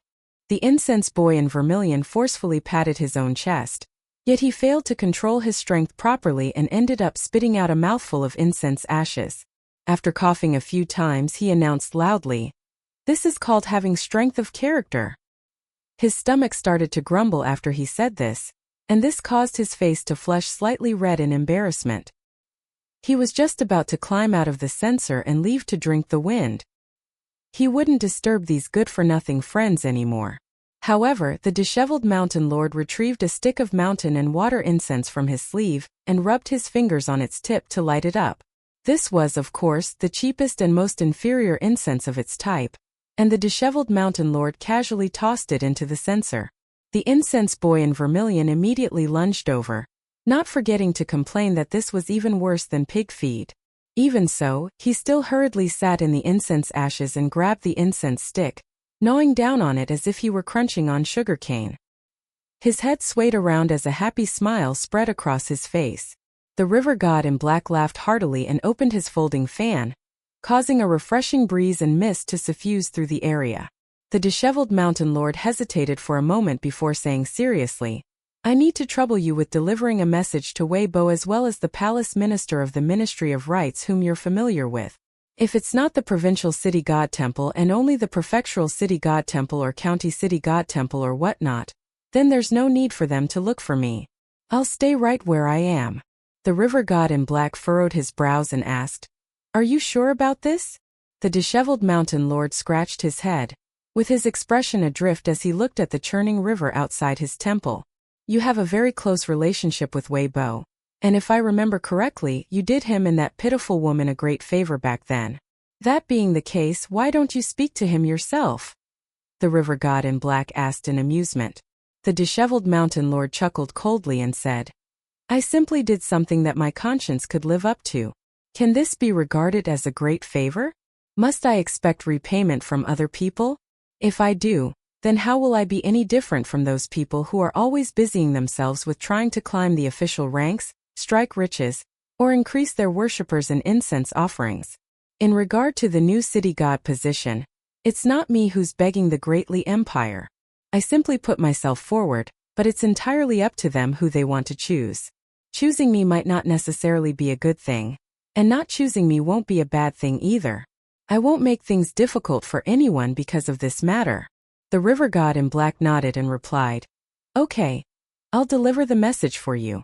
However, that's all I'll do, and you'll be on your own for everything else. Everything will be fine if you succeed, but things are looking a bit dicey if you ask me. Once you fail, you'll definitely be targeted and suppressed by the new provincial city lord. Perhaps he won't even need to target you personally, and the prefectural city god and the county city god might both be extremely obsequious toward him and harass you all the time as a result." There was an indifferent expression on the disheveled mountain lord's face. After all, there was no need to mention the martial sage temple and the scholarly temple, and it was without a doubt that these two temples would honor and worship the old ancestors of the Yuan clan and the Chao clan. As for the remaining mountain gods and water gods of varying ranks, all of them were in position already. There was the Dragon Whisker River, the Iron Talisman River, Downtrodden Mountain and Cool Wind Mountain. That being the case, there were only 3 vacant spots remaining, 2 being ordinary city lords and 1 being a new provincial city lord for the future Dragon Spring province. These 3 highly coveted positions were the last remaining ones to discuss and jostle over. The Yuan clan and the Chao clan were determined to win these positions, so they would definitely have their descendants or subordinates occupy at least one of the 3 positions. This was something that no one dared to challenge. After all, 2 of the 3 main generals leading the 3 southward marching armies of the Great Li Empire were related to these 2 pillar clans. Chao Ping was a descendant of the Chao clan, while Su Gaoshan was a representative for the Yuan clan in the military. The Yuan clan was a huge benefactor of Su Gaoshan, someone who hailed from an impoverished background in the border force, and they had helped him immensely more than one time. Moreover, Su Gaoshan was still deeply in love with a young lady from the Yuan clan. As such, many in the officialdom referred to him as a pseudo-son-in-law of the Yuan clan. This pertained to many complex relationships in the officialdom, so it was necessary for the deities of all areas to show their wares. The incense boy in vermilion gnawing on his incense stick the entire time looked up and asked dazedly, "What did you guys say just then?" "We were mulling over who your parents are," the disheveled mountain lord huffed. The river god in black started to talk about the customer in his bookstore just then, also mentioning his speculation. There was a solemn expression on the disheveled mountain lord's face. The incense boy in vermilion was in a great mood after eating his fill, and he burped before chuckling. What a coincidence, I just made a new friend in the Dragon Spring Prefecture. Do you remember me running off to play in Red Candle Town not too long ago? I ventured a bit further away, and I came across two young girls waiting for someone at Go Table Mountain. One was truly very pretty and the other was… Alright, I won't go against my conscience and lie just because I have a good relationship with her. She indeed wasn't as pretty. However, I have a better relationship with her, and the two of us clicked right away. She insisted on asking me where the biggest hornet nest was, and would you know it, this was something that I knew very well. I brought them over straight away, and the hornets in the well-sized nest had almost become hornet spirits. Guess what happened next? The two young girls were chased by the hornets, and they were stung all over the place until they looked like two silly pig heads. It was absolutely hilarious. Of course, I felt very bad for them at the time, and I had to wipe away quite some tears. They were also very loyal, and not only did they not blame me for taking them there, but they even invited me to a place called Downtrodden Mountain or whatnot. The tanned young girl who has a very good relationship with me was especially loyal and mighty, and she said that she was the opening disciple of her master, so I could eat delicious foods and enjoy myself to my heart's content at Downtrodden Mountain. The disheveled mountain lord immediately homed in on the key point, asking with a frown, "You dared to interact with living people? With your cowardly nature?" The incense boy huffed and replied, "I was hiding underground at the time, but I was beaten out of the earth by the bamboo pole of that tanned young girl. She said that she would use immortal techniques to beat me to death if I dared to sneak around any longer, and it was only afterward that I realized that I had been conned. She only managed to see me, but she didn't actually have the ability to drag me out of the ground. Sight. The result was good in any case, and it was through blows that we eventually became friends. The two of you might not know, but the tanned young girl is extremely knowledgeable, noble, talented, wealthy, and generous." There was a look of respect and admiration on his face, and he suddenly recalled a matter as he squatted in the ash-filled censer. He tossed a mortal copper coin high into the air and said, "See this? This is the compensation she gave me for leading the way. Very generous, no? Do the two of you have friends?" The disheveled mountain lord smiled in ridicule and taunted, "Is this a lesser heat coin or a grain rain coin? Why don't you bring it closer so I can see it clearly?" The incense boy in vermilion put the copper coin away, rolling his eyes and replying, "She said that as someone who's always dealing with immortal coins in the mountains all the time, giving others immortal coins is far too basic and tacky. I feel like her explanation is absolutely correct." The river god in black rocked his folding fan back and forth and concurred with a faint smile. "It is indeed very reasonable." The disheveled mountain lord ignored the idiotic little creature. A swordsman in azure walked by himself along the banks of the Iron Talisman River. In the jewel-blessed land, previously the Jewel Small World, the rules established by Sage Ruanqiong had always been very useful. The distant sky appearing lower than the nearby trees, the bright moon so close in the limpid river. 1. The swordsman approached the river god temple. A woman holding a sword with a golden tassel appeared on the path, her eyes fervent as she looked at the young man carrying a sword on his back. "Chun Ping'an, can I spar with you as a sword cultivator?" she asked. Chun Ping'an glanced at her. The person who was once a sword attendant of the imperial concubine but was now one of the highest-ranked river gods of the Great Li Empire. His reply was one simple sentence. "I'm afraid that I might kill you." River goddess Yang Hua wasn't enraged, but she had once again begun carefully sizing up the young swordsman before her with a blatant look of judgment in her golden eyes. With the backdrop of the night behind her, she had presented herself in her godly body. There was a layer of golden light shimmering over her plain dress, lending even more radiance to her already stunning beauty, and even the moon above the river paled in her spectacular presence. In contrast, the young man standing before her was far less extraordinary in appearance. Previously, Yang Hua had gazed upon Chun Ping'an with the same judgmental look, but at the time, she had only gleaned an air of poverty about him, accompanied by some faint-fist intent. At this moment, she was still not able to see anything remarkable about him, aside from several of the items in his possession, such as the sword nurturing gourd that had been chosen for him by Weibo, the azure robe that couldn't even be referred to as a Dao robe, and of course most significantly of all, that sword on his back. Yang Hua had always been extremely confident in her own swordsmanship, and the long sword that she held in her arms was such a formidable weapon that it had almost been placed into the replica white jade capital. The most problematic things were the things that couldn't be seen through, and that was sufficient reason to lash out for Yang Hua. A cloud of faint mist suddenly appeared between the two of them without any warning, and Wei Bo arrived on the scene with a smile as he said, "Sage Ruan may be absent, but his rules must still be followed, so don't make my job more difficult than it has to be." The spectacular aura around Yang Hua was instantly quelled by the arrival of Wei Bo. Her gaze remained fixed intently on Chen Ping'an as she said, "It'll be within the rules if we establish a life and death contract. Unfortunately, your mistress doesn't seem like the type to abide by rules," Chen Ping'an mused. A hint of fury finally appeared on Yang Hua's face upon hearing this. The Empress had saved her life before serving as her Dao mentor, and she was fully devoted to her. Otherwise, she wouldn't have laid down her own life and endured such excruciating torture just for the slim chance of becoming the Iron Talisman River Goddess at the Empress's request. There were some things that she wanted to say to the Empress from the bottom of her heart, but there was no place for an outsider like Chen Ping'an to criticize the Empress. The wretch from Clay Vase Alley seemed to have become too conceited for his own good after rising to wealth.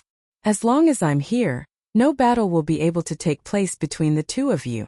If you wish to be made into laughingstocks by lashing out at the air with none of your strikes reaching your targets, then go right ahead," Wei Bo said with a smile. "I never wanted to speak to her in the first place, so there's no point for me to stay here. Send me to Pei Qian," Chen Ping'an requested as he turned to Wei Bo with a smile.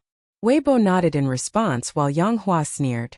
"Why don't you trouble Mountain God Wei to send you to the bamboo building on Downtrodden Mountain? Wouldn't you be even safer under the watchful eye of a mountain summit tier martial artist? I definitely wouldn't dare to pursue you then. Why can't you just leave me alone? Could it be that you've fallen in love with me?" Chen Ping'an countered.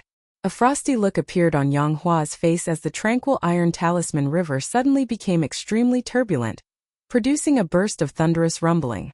Wei Bo hurriedly sent Chen Ping'an to Dragon Riding Alley before the altercation could escalate any further. Otherwise, even with Sage Ruanqiong's help, he may not have been able to keep these two from going at one another. Only after Chen Ping'an's departure did Yang Hua cast a cold gaze toward Wei Bo, and there wasn't even the slightest hint of respect in her eyes. "Why did I even come here?" Wei Bo sighed with a wry smile. "Back when you were passing through this place with Su Ruo and the others, you looked at me with a very strange look in your eyes. Why is that?" Yang Hua asked. Wei Bo smiled as he replied, "I may have only been the mountain lord of Go Table Mountain at the time, but I was once a formal mountain god of a nation, so I could see that your godly body was one of an exceptionally high caliber, and that naturally caught my attention." "You're lying to me," Yang Hua declared with a shake of her head. Wei Bo didn't argue with her over the matter as he smiled and asked, "Care to take a walk with me?" He then turned to depart without waiting for a response from Yang Hua as he said, "Both the living and the deceased like us have to follow some rules. Ruanqiong isn't here at the moment, so why has Chen Ping'an still chosen to walk back to the small town on foot rather than traveling there by flying sword?" Only then did Yang Hua follow along after Wei Bo, and the two deities walked along the bank of the Iron Talisman River. Wei Bo clasped his hands behind his back as he said, "If I'm not mistaken, you intercepted Chen Ping'an purely because you were compelled to do so by your competitive nature, which stems from your inability to renounce your status as a swordsman from back when you were alive. Right now, your godly body is still unstable, and you've only been worshipped for a short time, so you're still not able to open up a gap between yourself and the gods of the embroidered flower, fine wine, and rushing tranquil rivers. Hence, you provoked Chen Ping'an solely with the intention of challenging him to a sparring match. In that case, it's a very simple matter, so why couldn't you approach it amicably? Do you really think Chen Ping'an wouldn't dare to kill you? To be frank, even if Chen Ping'an were to kill you, no one would bat an eyelid, and there's a good chance that the first person to verbally support his actions would be the Empress in an attempt to make amends for their past differences." Yang Hua fell silent upon hearing this.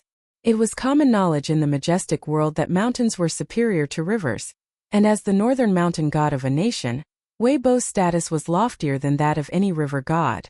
However, Yang Hua clearly didn't have much respect for him. Weibo wasn't bothered by this, and he continued as if he were talking to himself. How close is one thought to another? As soon as a thought arises in your mind, someone will sense it from vast distances away. However, at times, one thought can also be very far away from another. Yang Hua stopped in her tracks as she sneered. I'm not in the mood to hear your riddles. I have not shirked my duties at all as the Iron Talisman River Goddess, so if you're here to try and lord over me as the Northern Mountain God, then I suggest you give it a rest. If you want to oppress me and the Iron Talisman River as you did with Mountain God Song of Downtrodden Mountain, then go right ahead. Weibo turned to her with a smile and said, replace I'm not in the mood with I don't have the time, and it suddenly sounds much better. The former is a blatant show of disrespect to your superior, while the latter suggests that you're busy stabilizing your godly body and taking in the essence of worship, which is still a little rude, but much more understandable. Is that it for your lecture? Yang Hua asked as she stopped in her tracks. Weibo nodded with a smile as he said, I'll continue to come and chat with you in the future. Yang Hua's expression darkened slightly upon hearing this. Weibo raised a finger to his lips and said, if there are some hurtful things that can be left unsaid, then leave them unsaid.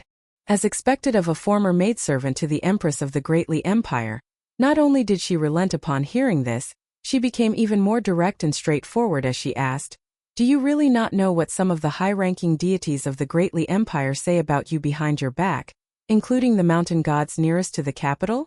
I thought that perhaps they were wrong about you or were simply exaggerating, but now I've gotten to see you for myself. You really are a shameless opportunistic. Weibo waved a hand with a smile as he interrupted. I know what you're going to say, but what people say about me has no bearing on me. It's not like they're omnipotent sages that can speak things into existence. In that case, Chun Ping'an was just suggesting that perhaps you had fallen in love with him. Is that really how you feel? I can see that you're trying to get under my skin, so I'll leave you alone in a fit of rage, and that way you won't have to see me again. Rest assured, I won't come to chat with you often, and I'll make sure not to interrupt your cultivation. A sense of exasperation welled up in Yang Hua's heart, further exacerbating her anger as she sneered. Do you not feel ashamed sucking up to Chun Ping'an when you're the Northern Mountain God? Many of the mountain and water deities of both the Greatly Empire and its subsidiary nations are regarding you as a laughing stock, ridiculing you in secret. Weibo made a very immature gesture, pinching his own cheeks before his index fingers and thumbs before lifting up the corners of his lips into a smile as he said, all that matters to me is that they display an obedient, smiling face in my presence. As for what they're saying and thinking about me behind my back, I have no interest in finding out. Yang Hua pursed her lips in a skeptical manner, clearly not convinced. You may have endured some hardships while attaining your godly body, but someday once you've experienced as many ups and downs as I have in life, you'll come to realize that all of this behavior simply comes down to human nature, Weibo said. The path of cultivation is a long and arduous one, and it's important to think things through when interacting with people and dealing with ordeals. Ultimately, success and failure in most things in life comes down to how you deal with other people. Yang Hua remained as abrasive as ever as she scoffed. If you're so fond of lecturing others, why don't you go and teach at Forest Deer Academy or the Chang Clan School? Weibo suddenly cocked his head to the side as he smiled and asked, it seems like you simply refuse to listen when I'm speaking to you nicely. A sense of foreboding welled up in Yang Hua's heart upon hearing this. Weibo raised his hands, then swept his sleeves through the air, claiming the incense essence from the River Goddess Temple and the water fortune essence of the Iron Talisman River, which manifested themselves as two balls of light, one golden and one green. With that, Weibo departed without another word, leaving Yang Hua rooted to the spot in a daze. Could it be that Weibo had finally lost his temper? As if he had gleaned her thoughts, Weibo suddenly turned his head while continuing to depart as he smiled and said, I'm not angry, I promise. If I'm lying to you, then I'm a dog. Chun Ping'an gently knocked on the doors of the pastry shop on Dragon Riding Alley. Seeing as Weibo had sent him here, Pei Qian had to have been spending the night at the shop. This was no surprise. Pei Qian liked to stay out of Cui Cheng's line of sight as much as possible, and Downtrodden Mountain was nowhere near as lively and interesting a place as the small town. Whenever she wanted a snack, she could eat the pastries from the shop, or pay a visit to the Tonghulu stand not far away. Chen Ping'an had never said anything about this. As long as she kept up with her transcriptions and wasn't too naughty, he let her do as she pleased, and she really was quite invested when it came to looking after the operation of the shop. Ro was the one to open the door. Entities had no need for sleep, and in direct contrast with living people, they were nocturnal beings. Furthermore, even if they did need to sleep to nourish their own souls, it would generally only be for a few hours. Apparently, this was because the souls of entities were far more pure than those of living people. After all, things like being exposed to sunlight and hearing the sound of thunder were grueling ordeals for entities, but it was also a type of passive cultivation. "Welcome back, young master," Ro greeted with a smile. Chen Ping'an nodded in response, then asked, "Is Pei Qian sleeping here?" She finished her transcriptions with Li Baoping, and the two of them spoke for a long time before going to bed. A few days ago, they went to go Table Mountain and were stung by some wasps there. Even after we bought some herbal medicine to apply to the stings, they're still having a hard time getting to sleep, Ro replied in a quiet voice. After the shop's doors were closed, Ro asked, "Should I go wake them up?" Ro was feeling a little awkward. There were 3 rooms in the backyard of the pastry shop, but the main room had been taken by Pei Qian and Li Baoping, while one of the side rooms was occupied by stock, leaving her with no choice but to stay in the third and final room.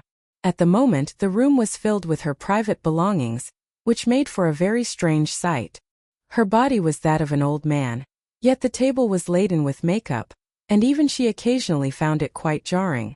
To further compound her woes, Pei Qian had given her a copper mirror as an ill-intended gift. Chen Ping'an lowered his voice as he replied, "There's no need for that, I can just sit for a night in the yard. It'll serve as sitting meditation practice. I'll tell you about the recent developments in the Dragon Spring Prefecture later." The two of them were standing under the eaves of Ro's side room, and she dragged over a bench for Chen Ping'an to sit on. There were still more chairs, but she remained standing. She then told Chen Ping'an about some affairs related to the night travel banquet in Downtrodden Mountain. The children from Mountain Cliff Academy would continue their northward journey, traveling to the capital of the Great Li Empire to see the old site of the academy before continuing northward once more, until they reached the northernmost coastline of the eastern treasured Vile continent. However, Li Baoping was somehow able to convince Mao Xiaodong to remain in the small town, and Ro guessed that it was most likely because the ancestor of the Li clan had gone to speak with Mao Xiaodong. Lu Qingshan and Lu Boqi had already left the Dragon Spring Prefecture, and prior to their departure, they sought out Julien to share some wine and become a sworn brother to both of them. Chen Ping'an was rather taken aback to hear this. In his mind, Lu Qingshan wasn't the type to do something like that. Instead, this sounded much more characteristic of someone like Pei Qian. Ro smiled as she revealed that it was Lu Boqi who had accepted Julien as her sworn brother, and that she had insisted that Julien make a trip to the Azure Phoenix Nation to attend her wedding with Lu Qingshan. Chen Ping'an massaged his own glabella in an exasperated manner. Outside of that, Ro brought up several more matters that weren't exactly unimportant, but she didn't go into much detail, encouraging Chen Ping'an to speak to Julien about these matters. She had to admit that Julien was very reliable when taking care of a wide range of matters, but his appearance certainly left much to be desired, and the look in his eyes was very unsettling, even for a female ghost like her. One of the aforementioned matters of interest was that Lu Chongrun had sent a trusted disciple of hers to Downtrodden Mountain on her behalf. At the time, Weibo had voluntarily made an appearance, and the female disciple, who was only at the abode tier, was so overawed by his presence that she began tripping over her own words in her speech. Additionally, the gods of the Imperial River and the White Swan River of the Yellow Court Nation had visited Downtrodden Mountain one after the other, and they had been attended to by Zhu Lian and Zheng Dafeng. After hearing Ro's report on all of the matters of interest, Chen Ping'an pointed at the main room with a smile and asked, "How are those two recovering from their stings?" Ro faltered slightly upon hearing this, then said in an exasperated manner, "Pei Qian has always been quite naughty, but Li Baoping isn't much better. I felt just like that girl from Bejeweled Hairpin Island when I saw the pitiful state that they were in when they returned to the shop." Having said that, they were both still in rather high spirits, and they had agreed to go on a second adventure in the same place once they became more adept in martial arts. Chen Ping'an was at a loss for words. For some reason, Shuro seemed to be more relaxed and content staying here in the shop than on Downtrodden Mountain, and she even felt comfortable enough to joke around with Chan Ping'an as she asked, "Have you brought back presents from your journey, young master?" Chan Ping'an nodded in response, then pulled out the 3 little trinkets that he had purchased from the Earth Dragon Mountain ferry station. He then handed Shuro the shallow, red bowl and the Wadong inkstone, while he held onto the pairs of seals and gently knocked them against each other beside his ear, listening to the pleasant sound that they made as he smiled and said, "These 3 things cost me 12 snowflake coins. If you like any of them you can pick one, and I'll tell Pei Qian that I only bought 2 things." Shuro's gaze lingered momentarily on the red bowl, but ultimately shook her head as she said, "It's fine, I'll pass." Chan Ping'an smiled as he insisted, "Presents should only be given in even numbers, and it's not good to give an odd number of gifts. I'm going to be embarking on a long journey very soon, and I won't be back for quite some time, so this will count as your red packet for the spring festival of next year." Shuro gently raised the red bowl as she said, "All right, then I'll take this one." Chan Ping'an nodded as he cautioned, "Make sure Pei Qian doesn't find out about this. She really likes to keep tabs on these things, and she wouldn't dare to complain to me, but you won't hear the end of it for at least a few years to come." Shuro stowed the little bowl away, then returned the Wadong inkstone to Chan Ping'an. "Do you like giving out presents that much, young master?" Shuro asked. "You may not be aware of this, but ever since I was a kid, I've always really liked earning and saving money," Chan Ping'an explained with a smile. "At the time I was saving up copper coins, and sometimes when I couldn't sleep at night, I would pick up my little clay pot and gently shake it around. I'm sure you've never heard the sound of a small pot full of copper coins, right? Back when Zheng Dafeng was still serving as gatekeeper of the small town, I made a deal with him, earning a copper coin for each letter that I delivered to the households of the small town. Whenever I went to pick up letters from Zheng Dafeng, I prayed that there would be a massive basket full of letters waiting for me. However, in the end, I wasn't able to earn much money from that job, and some things happened after that, forcing me to go on a journey away from home." Shuro shook her head with a smile. Chan Ping'an tucked his hands up their opposite sleeves as he leaned forward and continued, "It's not that I've become spendthrift now that I'm much more well off than before. Instead, I was such a miser back then so that someday I wouldn't have to haggle over every copper coin and be concerned every time I have to spend money. For example, I would be able to buy some better things for my parents when I visit their grave, and during the spring festival, I wouldn't not be able to afford couplets and be forced to look enviously at the couplets plastered on the doors of my neighbors, trying to convince myself that they were my own. From the perspective of any outsider, they would have probably seen my attempts at cheering myself up as very childish and immature." Shuro didn't know what to say. Chan Ping'an was silent for a moment, then said, "There are some things that must be said that may not be all that pleasant to hear, but just bear with me for now. I'm going to be leaving the Dragon Spring Prefecture soon, and at the very least, you shouldn't have to hear me bother you again for at least 3 years." "Please go ahead, young master," Shuro prompted with a smile. "I've never felt like it was an unfair privilege for you to have received this immortal body," Chan Ping'an said. "However, fortune is much like the wind. Sometimes it blows into your yard, but more often than not you can't keep it from leaving.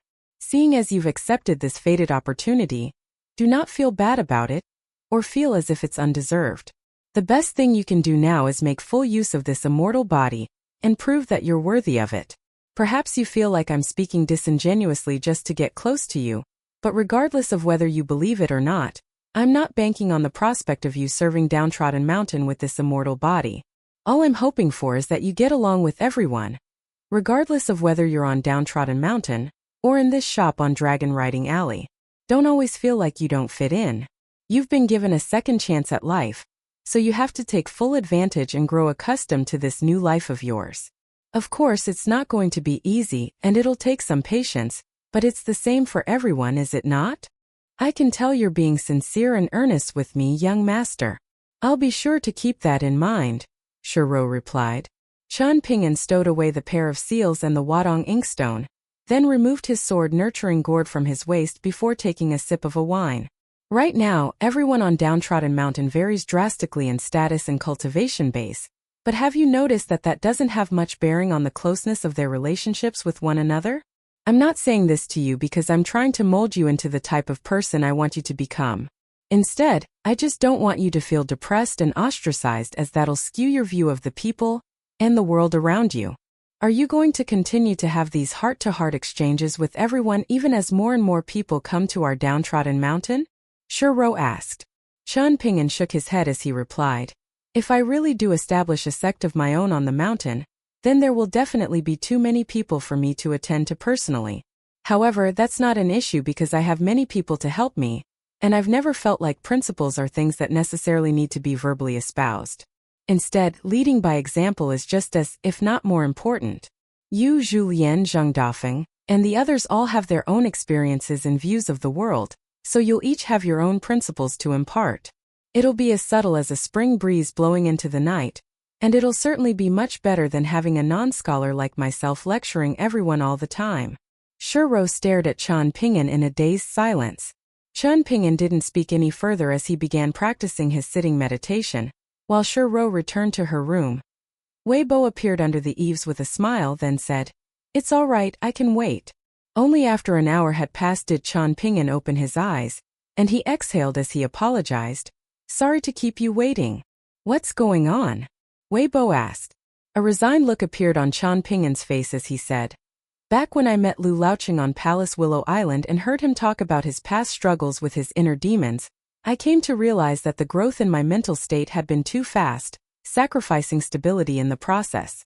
After that, Senior Chui also told me that the trial of self-reflection that I endured in Bamboo Scroll Lake was something that only a golden core tier cultivator, or even a nascent tier cultivator, should have had to endure. The main problem is that my mental state was shattered alongside my bonded porcelain. Over the course of these past few journeys, I've been piecing together the shattered remnants through accumulating more experiences and gleaning more insights about the world. But I'm still far from reconstructing a bridge of immortality that can remain resilient against the elements. My woes were only further compounded when I shattered my own scholarly core on Cyan Gorge Island. The crux of the problem was that there was a fundamental conflict between the principles in my heart and my real-world experiences. It has nothing to do with Bamboo Scroll Lake. It's purely a problem within myself. Qian Ping'an took a sip of wine, and this time, he was truly attempting to drown his sorrows. I once firmly believed that the more principles I knew, the quicker I would be able to strike with my fists and my sword. However, as I came to learn more and more about the complexity of this world, and just how much of a gray area existed between good and evil, I became more and more hesitant to strike. I wanted to consider as many possibilities about one's nature as possible, the worst possible scenario, the best possible scenario, and everything in between. I would then use my sword techniques to carry out a process of severance and delineation, and only then can I be sure that I've done my due diligence, thereby allowing me to strike swiftly. But what if the situation is urgent, and I have to make a split-second judgment? What if I won't have time to slowly and meticulously mull over the situation? Weibo nodded as he said, "The more correct a principle is, the heavier it weighs. As a pure martial artist, you are placing restrictions upon yourself, and it's exactly because you're aware of this that you don't feel good about yourself. Ironically, you were at your most carefree back when you were at your most impoverished point, because back then, there were several principles that you firmly believed in without even the shadow of a doubt and would uphold at all costs. For those principles, you're willing to stomach the most grueling of hardships, and if it's something that you can't stomach, then you lash out even if it's at the risk of your life. That's why you were able to fully unleash your fist intent against Kai Jinjian, Fu Nanhua, the mountain-moving ape of Sun-Scorched Mountain, and Ma Kuxuan of Apricot Blossom Alley. You had no doubt in your own conviction, and you had no regard for whether you lived or died, so your fist intent was extremely pure." "That's right," Qian Ping'an agreed. Weibo leaned against the pillar beside him as he continued. "That's why you want to visit the northern complete reed continent. Your hope is that in such a lawless place, filled with swordsmen and martial artists who are completely self-serving and unreasonable, you'll also be able to cast aside your inhibitions. This is the solution that you thought of after leaving Bamboo Scroll Lake. But after leaving Downtrodden Mountain to visit your old friends, you began to see the world under a new light, and you discovered that your resolve had wavered. You feel like even if you were to travel to the northern complete reed continent, you would still be just as hesitant and bogged down by yourself. Ultimately, people are still people, and even the most detestable people are worthy of sympathy and vice versa. So you still wouldn't be able to bring yourself to lash out with your fists and your sword without any hesitation. Chen Ping'an offered no response as he took a frustrated swig of wine. It looks like you've found yourself in another irresolvable conundrum. You either become a completely different Chen Ping'an, or you continue to stumble forward weighed down by your inhibitions. Even if you can progress in your cultivation base as you continue to train your fist and sword techniques, you'll never achieve the ultimate purity that you desire, Weibo analyzed. He then suddenly changed the subject as he continued. You suddenly feel like no matter how far you go and how much you see, there remains something not quite right with this world, but you can't put your finger on exactly what it is that right? Hence, you can only suppress this thought, but it constantly nags at you, refusing to be drowned even by wine, and you can't discuss this topic with anyone either. Chen Ping'an's eyes widened in shock. Weibo had struck the nail right on the head. Weibo remained in his lackadaisical posture, looking up at the moon as he said, "One's heart must contain both a sun and a moon, and both are indispensable." Chen Ping'an fell deep into thought upon hearing this. Seeing as the general direction is correct, you're bound to reach the right destination. It's just that it'll take an ordeal to get there. But that's nothing new for you, so what's there to be afraid of? Weibo asked with a smile. Could it be that now that you no longer have nothing and have some hope in life, you can't bear to stomach hardships anymore? It's not a bad idea in this situation to assess yourself using the most rudimentary method. Firstly, espousing principles is never a bad thing, and the ability to do so well is a rare virtue. Secondly, you now feel like principles have gotten in the way of your fists and your sword, but even so, do not doubt yourself and think that perhaps espousing principles is wrong. The only thing this tells you is that you're not doing it well enough, that your principles aren't sufficiently profound and ubiquitous, and your fists and your sword still aren't formidable enough. Chen Ping'an's eyes lit up slightly, but a wry smile then appeared on his face as he sighed. It's much easier said than done. That has nothing to do with me, it's something for you to deal with, Weibo said. You have enlightened me more than even reading 10 years' worth of books could, Chen Ping'an said with a smile. As expected of the owner of Suckup Mountain, Weibo chuckled.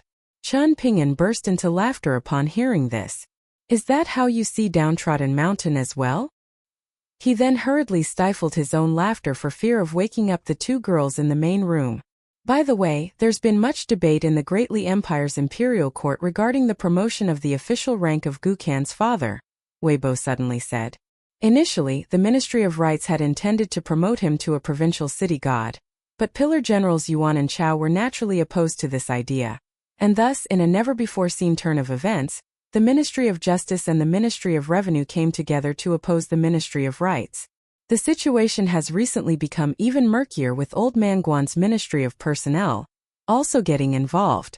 No one had expected a lowly provincial city god to have stirred up such a powerful vortex in the officialdom that has sucked in so many prominent powers. Chen Ping'an patted the bench that he was sitting on as he asked, "All for that vacant position?" Weibo nodded as he replied, "It's been vacant for too long, and that's already going against what is customary. Hence, some people from the three branches of the Great Li Empire's military in the central region of the Eastern Treasured Vile Continent have begun getting funny ideas." "I don't really care about all of that," Chen Ping'an said with a shake of his head. Weibo smiled as he said, "I'm only telling you all of this to say that everyone has their own problems to deal with, and you're not the only one who has to suffer through ordeals." "That's easy for you to say," Chen Ping'an scoffed. "All right, we've talked enough. Don't worry about the Iron Talisman River Goddess, I'll make sure to keep her in line," Weibo concluded. Chen Ping'an nodded in response. A thought then occurred to him, and he told Weibo about the block of Imperial Pine Smoke ink from the Divine Water Nation. Weibo smiled as he said, "If the asking price was only 5 lesser heat coins, then that's a great bargain." The Green Beetle shop is clearly not fully aware of what they have on their hands. Having said that, they can't be blamed for that. At the moment, there are very few people who know just how precious the ink block is. I'll send someone to pay the Green Beetle shop an urgent visit later.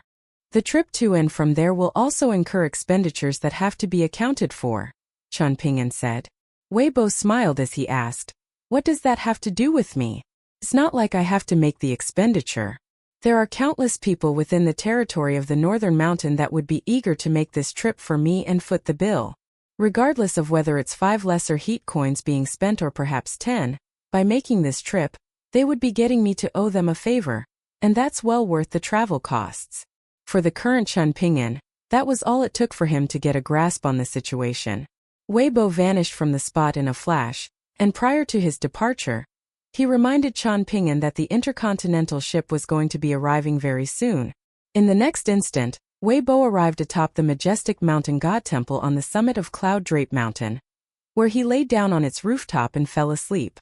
The first rays of sunshine gently peeked over the horizon. Pei Qian opened the door in a bleary-eyed manner, armed with her hiking pole, and after swaggering her way to the doorstep, she pointed her hiking pole up at the sky as she yelled, "Gods above, I propose a bet to all of you. If I can't master my unmatched sword techniques today, then my master will instantly appear before me. What do you say? Do you dare to take on my bet? I'll take your silence as a yes. If you lose but don't follow through, then you'll be tarnishing the reputation of all gods." With that, Pei Qian skipped into the courtyard, where she was instantly rooted to the spot. It seemed as if she were experiencing a hallucination of her master sitting under the eaves of Shi Ro's side room. Chen Ping'an could see that her dark little face was still as swollen as a steamed bun, and even that was after some of the swelling had been alleviated from the application of medicine. So the two girls had to have been in an utterly pitiful state when they had first returned to the Dragon Spring Prefecture from Go Table Mountain. "Master? I'm not dreaming, am I?"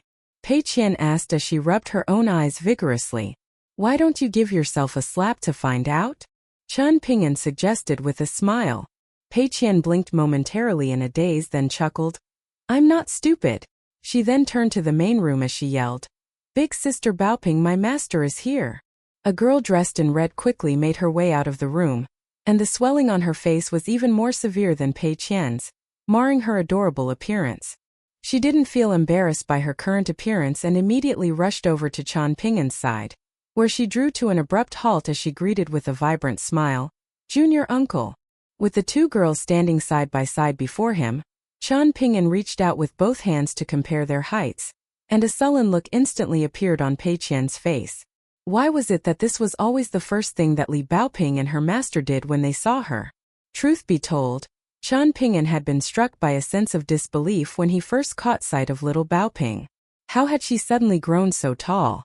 Shi Ro brought out a pair of chairs. Li Baoping sat down on one of them.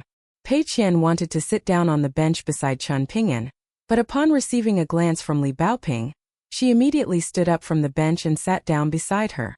Chen Ping'an suppressed his amusement at the sight of their red and swollen faces as he asked, "Have Li Huai and the others already continued northward with Mountain Master Mao?"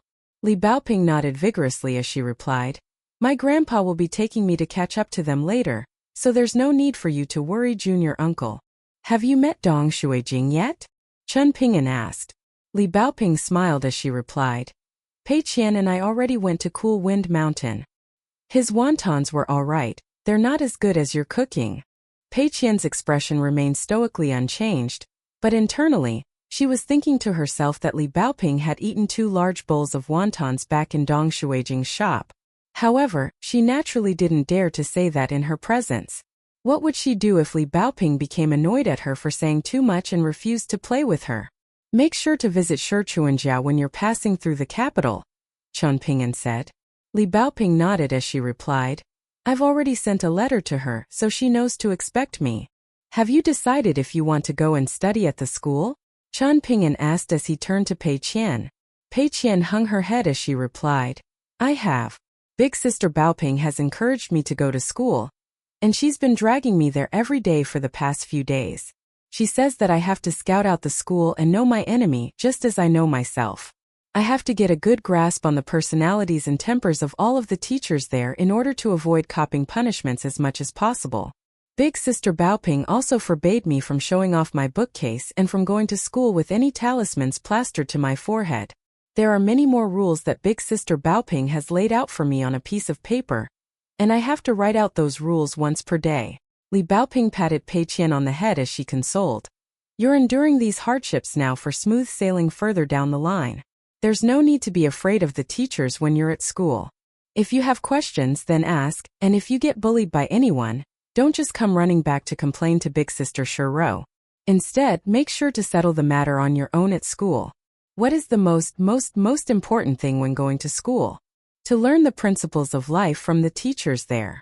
The contents of books only serve as a guide, and it's important to also accumulate practical experience. It's best to have both, but if that can't be achieved, then practical experience must be prioritized over what's preached in books, Pei Qian replied in a deflated manner. Li Baoping nodded in a pleased manner. Pei Qian turned to Qian Ping'an with her face scrunched up in a pitiable manner as she called out, "Master!" Li Baoping pressed a hand down onto Pei Qian's head, and the latter instantly forced a smile onto her face as she said, "I'll make sure to keep that in mind, big sister Baoping. I have a really good memory." Qian Ping'an pulled out the Wadong inkstone and the pair of seals before handing them to Pei Qian, then smiled as he said, "I bought these for you during the course of my journey. As for Baoping, I didn't encounter any suitable presents, so I'll have to owe you for now." Pei Qian was ecstatic, then hesitated momentarily before turning to Li Baoping as she offered, "Pick one, big sister Baoping. I'll give one to you." "It's all right, my only hobby is reading travel journals," Li Baoping replied with a shake of her head. Pei Qian was a little disappointed to hear this. All of a sudden, Qian Ping'an pulled out a stack of old books before handing them to Li Baoping as he said, "I picked these out for you on River Viewing Street in Red Candle Town. They're not very expensive, I hope you don't mind." "You lied to me, junior uncle," little Baoping yelled as she hugged the books to her chest with a toothy and unladylike grin. It seemed that her personality hadn't changed much over the years. Qian Ping'an then put on an authoritative display as master and junior uncle as he said, "I'm not going to forbid you from messing with wasp hives in the future, but before that, you have to plan out an escape route in advance and carry herbal medicine with you." Li Baoping crossed her arms and nodded firmly in response, while Pei Qian prodded the ground with her hiking pole in frustration as she sighed. "It's all my fault. My deranged demon sword techniques are still too weak." Ro had already opened the doors of the shop, and as she walked into the backyard, she was given a nod by Qian Ping'an, who already knew what she was about to say. This was no surprise. In the words of Zhu Lian, their young master was keenly observant and possessed unmatched attention to detail, with horizons as broad as mountains and rivers, while also being able to see details as tiny as mustard seeds. Ro didn't think that was entirely disingenuous flattery. "Your grandfather is back, Baoping," Qian Ping'an said as he rose to his feet. Little Baoping also stood up from her chair, then jumped up as she said, "I'll be this tall the next time we meet, junior uncle." Pei Qian chose to remain silent on the matter, as she knew she would only be embarrassing herself taking part in any discussion pertaining to height. Qian Ping'an pulled out the clay figure of the woman in the veiled hat as he said with a smile, "Give this to Li Huai." Li Baoping carefully stowed it away. Qian Ping'an brought the two girls to the entrance of the shop, where he was met by the nascent tier ancestor of the Li clan, and he cupped his fist in a salute as he greeted, "Welcome, Grandpa Li." A pleased smile appeared on the old man's face as he nodded and praised, "You've become a brilliant young man. Our jewel small world needs more fine representatives like yourself. Otherwise, people on the outside will think that our town is home to only scoundrels like Ma Kushuan." Qian Ping'an wanted to say something, but ultimately remained silent. The old man shook his head as he said, "There's no hurry, just take things slowly. Families can vary drastically in terms of wealth and status, but that has no bearing on the family values that are upheld. The values of our two families are quite similar, so just let things unfold naturally. If you or I have any favors to ask of the other in the future, we can both go ahead without any qualms." Qian Ping'an nodded in response. This was the best arrangement for both parties. Li Baoping departed with her grandfather, but she did so backward, waving farewell to Qian Ping'an as she did so. Qian Ping'an also waved her farewell with a smile. All of a sudden, Pei Qian sighed. The moon goes through its monthly cycle, while people go through cycles of reunion and separation. It's such a vexing thought that I want to pull my hair out. Qian Ping'an immediately flicked her on the forehead. Pei Qian grimaced in pain, too focused on the stinging sensation on her forehead to focus on her vexation. While Qian Ping'an and Pei Qian were making their way toward Downtrodden Mountain, the latter was constantly racing around the former in circles while boasting about her recent feats. Of course, the defeat that she had suffered at the hands of the wasp hive didn't count as she had been too complacent. Over on Downtrodden Mountain, Zhu Lian was painting a portrait of a beautiful woman, namely a deity that he had caught a glimpse of during the night travel banquet, while Zhang Dafeng looked on from the side with a sly grin.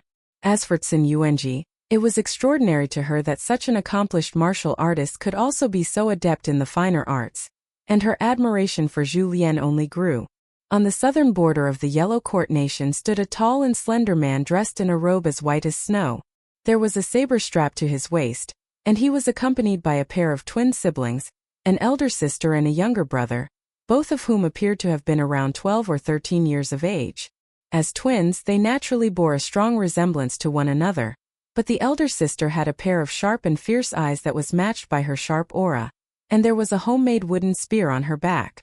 In contrast, her brother appeared more like a warm and kind scholar, carrying a bookcase on his back, while a water canteen was slung across his shoulders. The two siblings were in-house disciples that the man had taken on during his travels, and both of them were fine martial arts prodigies. On the Parasol Leaf continent, the Jade Tablet sect, on the summit of a peaceful mountain that was yet to be opened, stood a stunningly beautiful woman with a long sword on her back. The mountain summit reached all the way up into the clouds, and she was observing the sea of clouds at her feet. On the summit of a nearby mountain was an immortal abode surrounded by faint mist, and inside the abode was a handsome young man who was a very prestigious figure in the Jade Tablet sect. At this moment, the young man had his hands resting on the railing as he looked at the woman in the distance, and he told himself that she was going to be his Tao partner, and that she was the only one that could be his Tao partner. In the central region of the eastern treasured Vile continent, a man with an impressive physique was making his way down a narrow wilderness path leading to Lakeview Academy.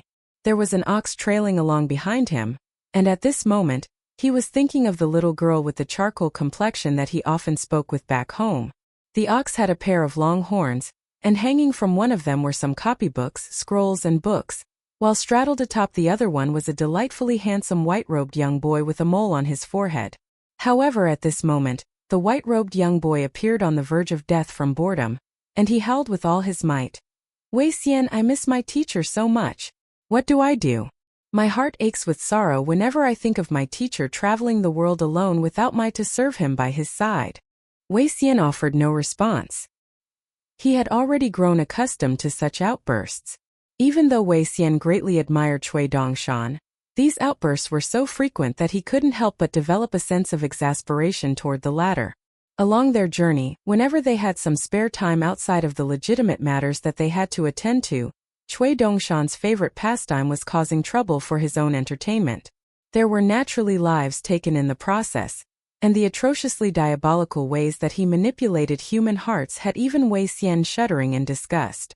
From time to time, he would also say and do some things that left Wei Xian at a complete loss for how to react.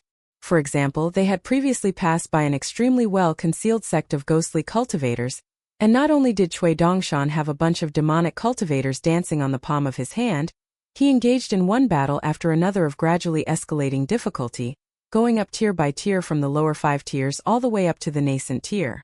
During each battle, he pretended as if he were only just able to come out on top, emerging victoriously while hanging on to life by a thread, and by the end of his act, the entire sect had been completely hamstrung. Once the cultivators of the sect realized the true extent of Cui Dongshan's powers, they had no choice but to submit to him as their temporary leader, and he took advantage of the opportunity to arrange a lavish banquet, inviting guests from far and wide. During the banquet, he began rambling nonsensically once again, and at the mention of his teacher, he made a declaration that left all of the terrified banquet attendees in a shell-shocked silence, with no one able to come up with a flattering response on the spot. What he had said was, "I don't mean to brag, but if I were to ever irk my teacher into fighting me, then it wouldn't even take more than 5 minutes before I fell to my knees to beg for my life." Following the tense silence, Cui Dongshan casually slapped 2 more cultivators to death. Winter is about to take the place of autumn, yet this poor student is still not in his rightful place by his master's side. Cui Dongshan remained hanging from the ox horn, kicking out erratically like a tantrum-driven child while continuing to wail in grief, startling countless birds into fleeing the nearby forest. In the past, the western mountains were mostly deserted, only visited by lumberjacks and kiln workers who were burning charcoal and digging up soil. In contrast, the mountains were currently filled with immortal manors, as well as the immortal ferry station on Oxhorn Mountain. Qian Ping'an had seen on more than one occasion the local children of the small town squatting to the walls, looking up at the sky as they waited for an intercontinental ship to fly past, and whenever they caught sight of one, they would immediately erupt into raucous celebration. On the way back to Downtrodden Mountain, Qian Ping'an and Pei Qian encountered an immortal convoy traveling to the Rope Sash Peak. One of the downsides to establishing abodes here was that they were rather inconvenient to access, as Ruan Qiong had stipulated that cultivators were not to travel through this place by flight. However, as time passed and he founded the Dragon Spring Sword sect, he was no longer just the sage overseeing this area. Instead, he had become a sect leader that had to establish a network of connections, and he began to loosen up a little on his rules. He assigned Donggu with the task of setting out several flight routes, and those routes would be accessible to those who were able to receive passage tokens from the Dragon Spring Sword sect in the form of miniature iron swords. However, up to this point, barely any of the dozen or so immortal powers in the Dragon Spring Prefecture had received these swords, not because the Dragon Spring Sword sect was being particularly selective with whom these swords were being given to. Instead, it was because the forger of these swords wasn't Ruan Qiong, nor was it any of his direct disciples. Instead, it was his only daughter, and the rate at which she produced these swords was agonizingly slow, barely able to churn out a single one in a year. But no one felt it appropriate to visit the sect and implore her to speed up her progress. Even if someone were shameless enough to do so, they may not possess the courage. At the moment, there was a rumor circulating that a palace minister of the Ministry of Rites had led a group of elite sticky rod officials of the Great Li Empire on a southbound journey to reason with Bamboo Scroll Lake, and it was said that Ruan Xiu had settled everything through her own power. The ancestral hall of the immortal sect that had purchased the Rope Sash Peak was situated in the blissful Dream Nation, which was also home to Dawn Cloud Mountain. The sect was ranked near the bottom among second-rate immortal powers of the Eastern Treasured Vile Continent, and during that period of time where things had begun to look back for the Great Li Empire, the sect had also wanted to move out of the empire, but at that point an abode had already been constructed on the mountain, and they couldn't bear to let the money it had taken to construct the abode go to waste. On top of that, an ancestor of the Ancestral Hall, also the only remaining Golden Core Tier Earth Immortal of the sect, had already moved to the Robe Sash Peak and was cultivating there, accompanied by only his disciples, grand-disciples, and some servants. The old Earth Immortal was not on good terms with the sect leader, and one of the main reasons why the sect had purchased the mountain was so that it could evict this stubborn ancestor on amicable terms. Otherwise, with him constantly exerting his authority upon everyone in the Ancestral Hall, everyone was forced to follow his bidding. Qian Ping'an was walking along a leisurely pace, but the convoy seemed to have been traveling in a much more urgent manner, so Qian Ping'an brought Pei Qian to the side of the road to let the convoy through, only for it to also stop in its tracks. The convoy consisted of 2 horse-drawn carriages and over 20 people, only 3 of whom were official immortals of the Rope Sash Peak, while the rest were all servants. A young cultivator and 2 beautiful female cultivators emerged from one of the carriages, and one of the 2 women was holding an adolescent white fox, which was curled up into a lazy ball in her arms. The young man was one of the direct disciples of the Rope Sash Peak's founder, and he approached Qian Ping'an with a smile as he said, "Greetings, Mountain Master Qian. I am Song Yuan of the Robe Sash Peak. My master and I previously paid a visit to Downtrodden Mountain, but I was standing near the back, so you may not remember me." Qian Ping'an actually had recognized Song Yuan. He had a good memory, and he had never been the type to overlook others out of arrogance. He still remembered even the likes of Chueying from the Green Beetle shop, let alone the direct disciple of a Golden Core Tier Earth Immortal from a neighboring mountain. On the day that the Earth Immortal of the Robe Sash Peak visited Downtrodden Mountain, Song Yuan hadn't been standing near the back at all, as he proclaimed. Instead, his senior brothers and sisters had been standing in the back, while Song Yuan had been standing right beside his master. He was his master's youngest disciple, so he was naturally favored, much like the youngest child in a family. "Have you returned from a journey, Junior Immortal Song?" Qian Ping'an asked with a smile as he cupped his fist to return the salute. Song he was rather taken aback to hear this. He had a senior uncle on the Robe Sash Peak that also had the Song surname, so the fact that Qian Ping'an was referring to him as Junior Immortal Song was very fitting and revealed his familiarity with the personnel on the Robe Sash Peak. Song Yuan nodded as he replied. I just returned from Dawn Cloud Mountain with junior sister Lu. My friend also just so happened to have been spectating the ceremony there. And she had always wanted to visit our Dragon Spring prefecture as she had heard that our Jewel Small World was home to much beautiful scenery, so she came back with me and junior sister Lu. Song Yuan took a subtle step backward, then gestured to the two young female cultivators as he said, This is junior sister Lu, my master's most beloved granddaughter. You can simply call her Runyan.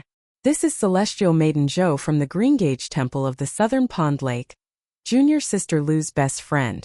We just came back from the Chan Clan School, and we're planning to pay a visit to Forest Deer Academy on Cloud Drape Mountain before returning to the Robe Sash Peak. Chan Ping'an greeted the two women then smiled as he said, I won't keep you any longer then, junior immortal Song. Song Yuan also smiled and nodded in response, making no effort to prolong the conversation. While he would certainly like to establish closer ties with Chan Ping'an, such a thing could not be forced. Most cultivators of the middle 5 tiers like to keep to themselves and avoid karmic ties with others as much as possible. Seeing as Chan Ping'an hadn't invited him to Downtrodden Mountain, Song Yuan didn't bring up the matter, even though he was aware that Celestial Maiden Zhou of the Greengage Temple had been shooting him subtle glances, encouraging him to take the initiative.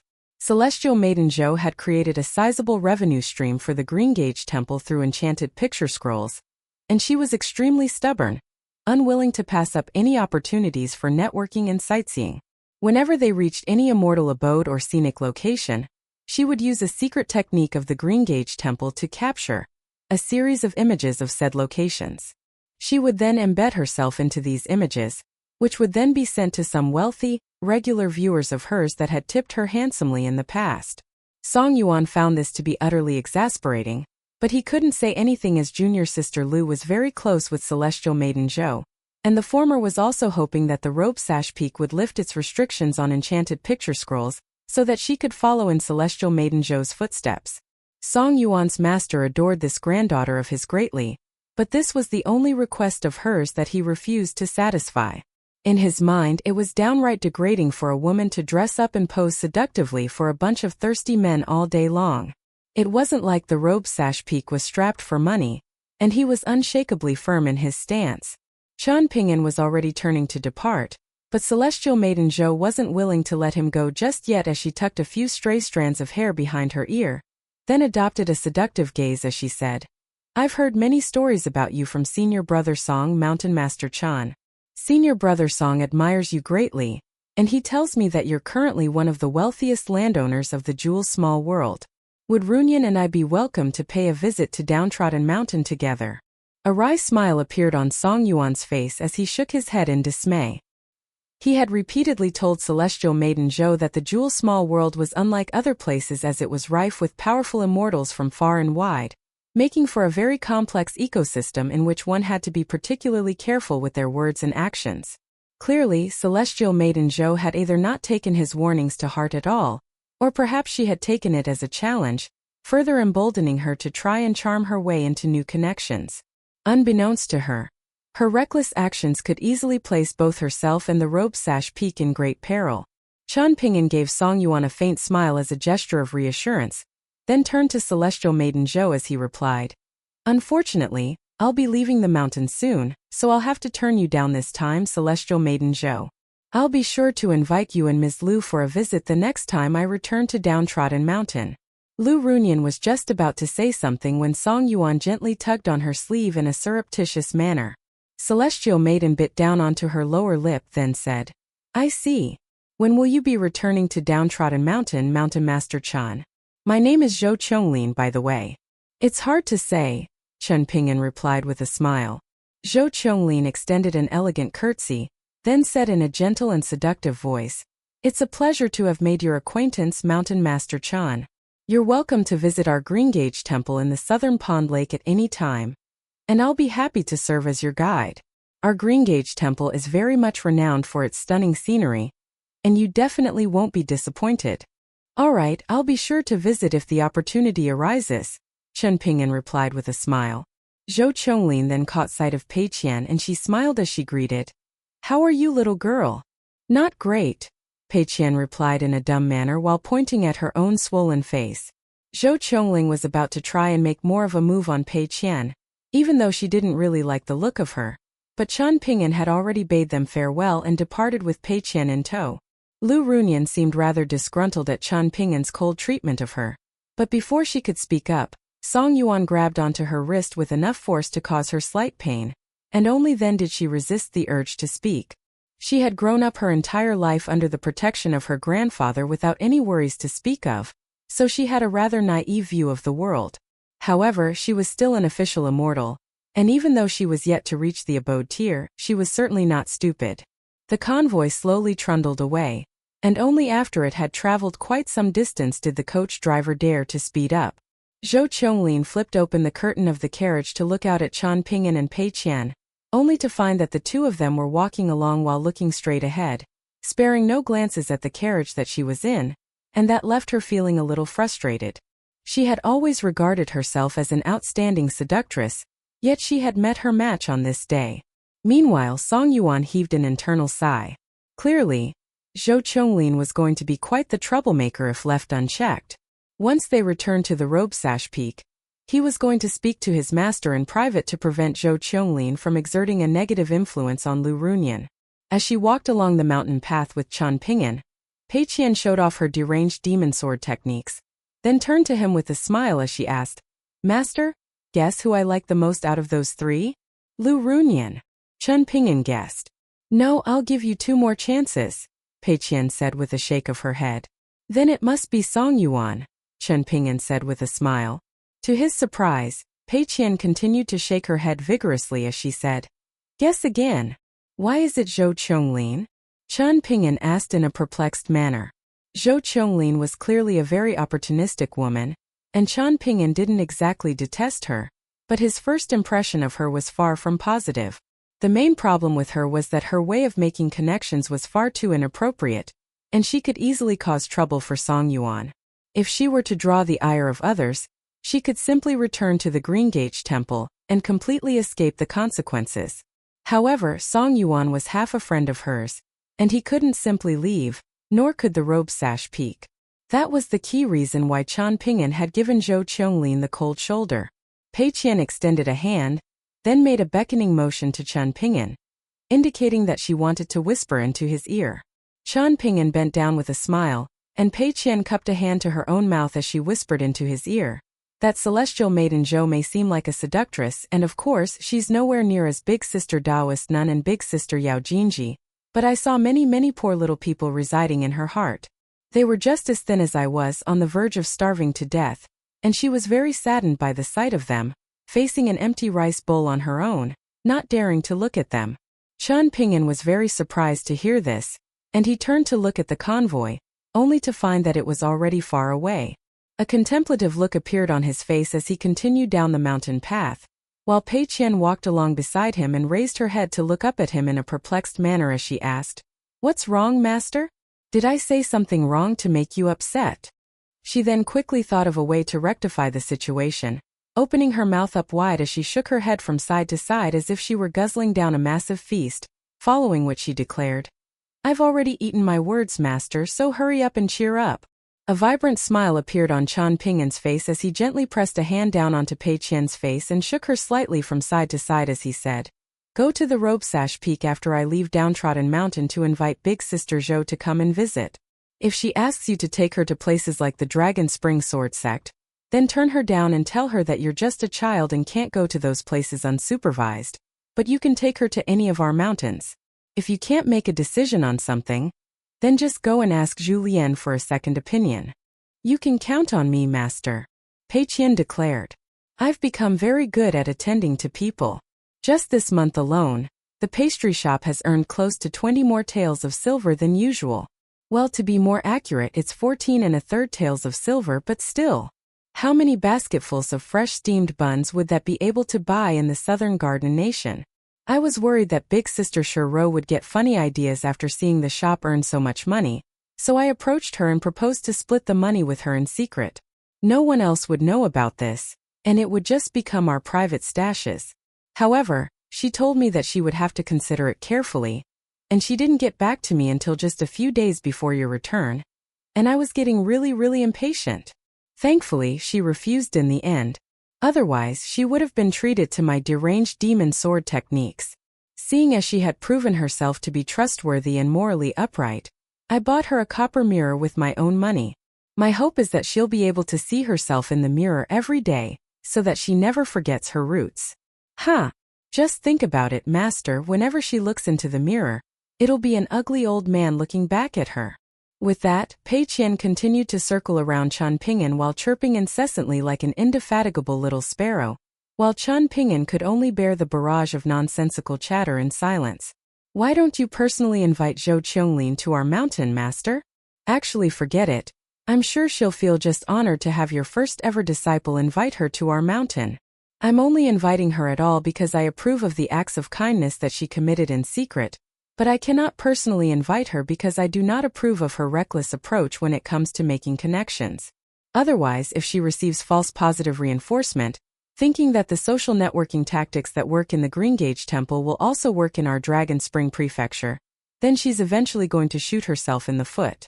The immortals who possess the power and wealth to purchase mountains here wouldn't have any qualms about making an enemy of the Greengage Temple, so if we were to lure her into a false sense of complacency through our actions, then we could be indirectly bringing about her future downfall. What you just said is so complicated, and as you know, I'm really studious and like to think meticulously about things, and my head is hurting from all this thinking. In that case, just listen and don't think. But it's not good to just listen and not think. Julien always says that I'm not that bright, and that I don't grow in either stature or brains. Don't believe his lies, master. Don't talk about others behind their backs.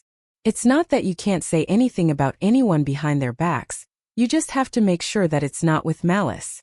It may feel like I'm being overly strict about this, but that's only because I'm worried that you'll build a bad habit from a young age, one that you won't be able to reverse when you grow up. But what if I spoke with no malicious intent, but it turned out that my words were malicious? What if I end up doing the wrong thing or something bad? That's why you have me. Upon their return to Downtrodden Mountain, Zhang Dafeng was still busy overseeing the construction work, and he didn't even bother to spare a glance at Chen Ping'an. The walls of Julien's residence were covered in artworks, all of which were portraits of beautiful women. They were all female deities within the Northern Mountains territory, and they had all been illustrated in an extremely lifelike manner, with over 10 types of hairstyles depicted. Chen Ping'an was momentarily stunned into silence upon seeing this, then asked, "Sun Yuanji didn't denounce you as a pervert for this?" "No, all she did was praise my fine artistry," Julien replied with a smile. Chen Ping'an was rendered speechless. The three of them made their way to the bamboo building together. "You're leaving again so soon, young master?" Julien asked. Chen Ping'an nodded as he replied, "The intercontinental ship will be arriving on Oxhorn Mountain in the next few days." Julien fell silent as he stroked his own chin with a smile on his face. "If you have something to say, then say it," Chen Ping'an prompted. Julien scratched his head as he replied, "It's nothing. I just suddenly thought of the partridge calls that I occasionally hear on this mountain of ours, and it's made me feel a little emotional over our imminent separation." Chen Ping'an had no clue what he was talking about. Julien promptly departed, declaring that he was going to check on Sun Yuanji's training. Upon arriving at the bamboo building, Chen Ping'an didn't immediately go up the second floor. Instead, he sat down at the stone table on the cliff, and Pei Qian quickly came rushing back with the little girl in pink, who had been named Chan Rushu. Chen Ping'an extended a hand, and sure enough, he was given a handful of sunflower seeds. Chan Rushu had read many books during all of those years that she was trapped in the scripture library, and in light of that, Chen Ping'an asked, "Is there any literary importance to partridges in poems and texts?" Chan Rushu immediately sat down and rattled off a long list of poems pertaining to partridges, and Pei Qian quickly began to nod off to sleep, forcing her to munch vigorously on sunflower seeds in order to keep herself awake. None of the poems mentioned by Chan Rushu provided an explanation for why Julien had brought up partridges earlier, but Chen Ping'an couldn't be bothered to try and get to the bottom of the matter anymore. He was going to have to go upstairs soon, so his time would be better spent worrying about himself. All of a sudden, Chan Rushu smiled as she added, "There's one more. The streams run fast and the mountains are steep. The journey is not to be taken lightly, brother." Pei Qian's eyes instantly lit up as she declared, He must be talking about big sister Xiuxiu. Chen Ping'an set down the sunflower seeds in his hands to go upstairs. All of a sudden, being beaten to a pulp by Cui Cheng didn't sound so bad. On the second floor, Cui Cheng remained barefoot as usual, but on this day, he wasn't seated with his legs crossed. Instead, his eyes were closed, and he had adopted an unfamiliar fist stance that Chen Ping'an had never seen before. One hand was spread out in a palm, while the other was clenched into a fist, and the former was elevated over the latter. Chen Ping'an didn't want to interrupt Cui Cheng's standing meditation, and he removed his conical bamboo hat, then took off Sword Immortal as well after a brief hesitation before sitting down in silence. Cui Cheng opened his eyes, but his posture remained unchanged as he said, "All fist techniques under the heavens can be categorized as hard or soft.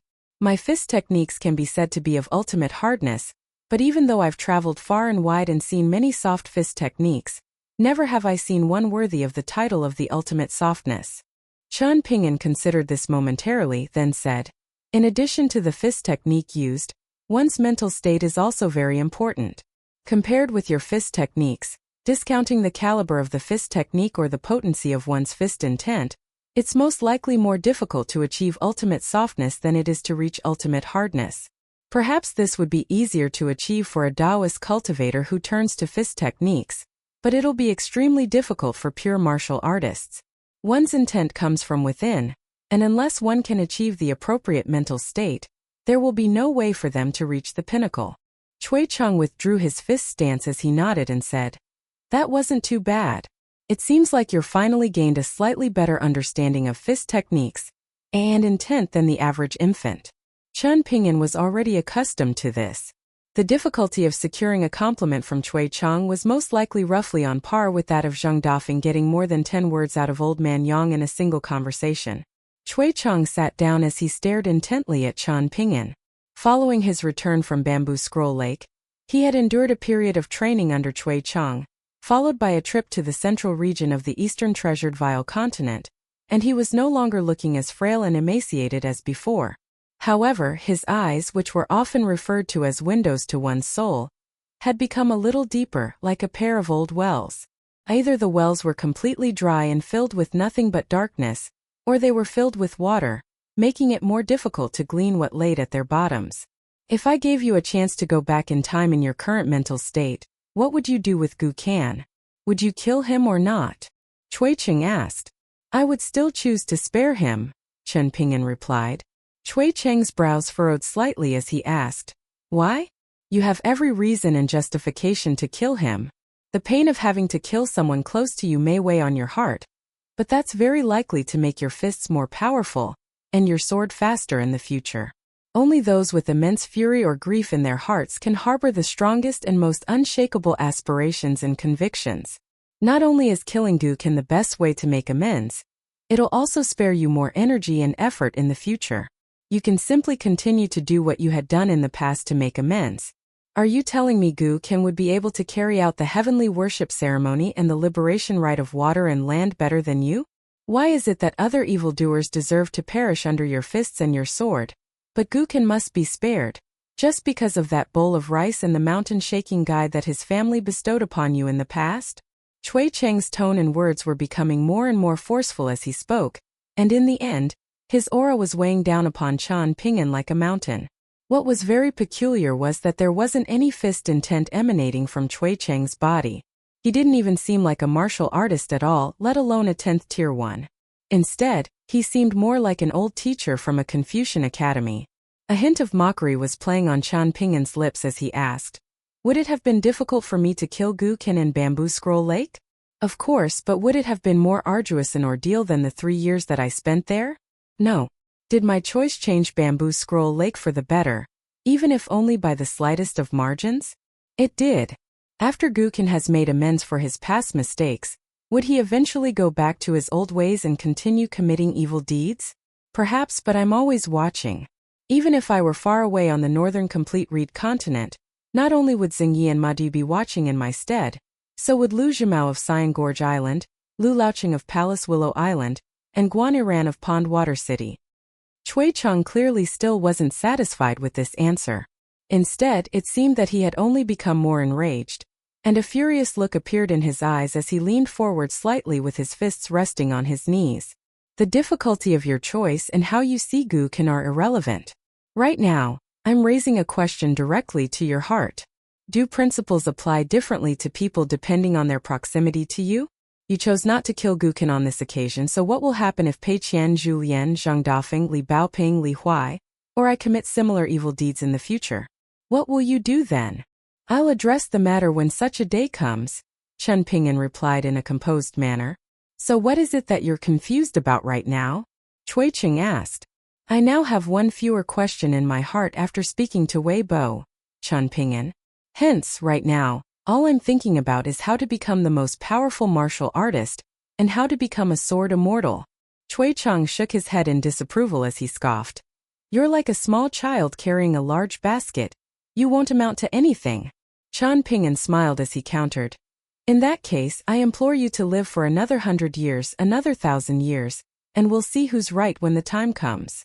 Cui Cheng took a glance at the door of the room, which Chen Ping'an seemed to have intentionally left ajar, and he sneered, Given how you left the door open, I didn't think you'd have the courage to say something to me. Chen Ping'an patted himself on the belly as he replied, Some things must be said. Otherwise, they'll get stuck in here and cause me discomfort. It sounds like you're itching for a beating, Cui Cheng replied with a nod. Do you think I'm a good person, Senior Cui? Chen Ping'an suddenly asked.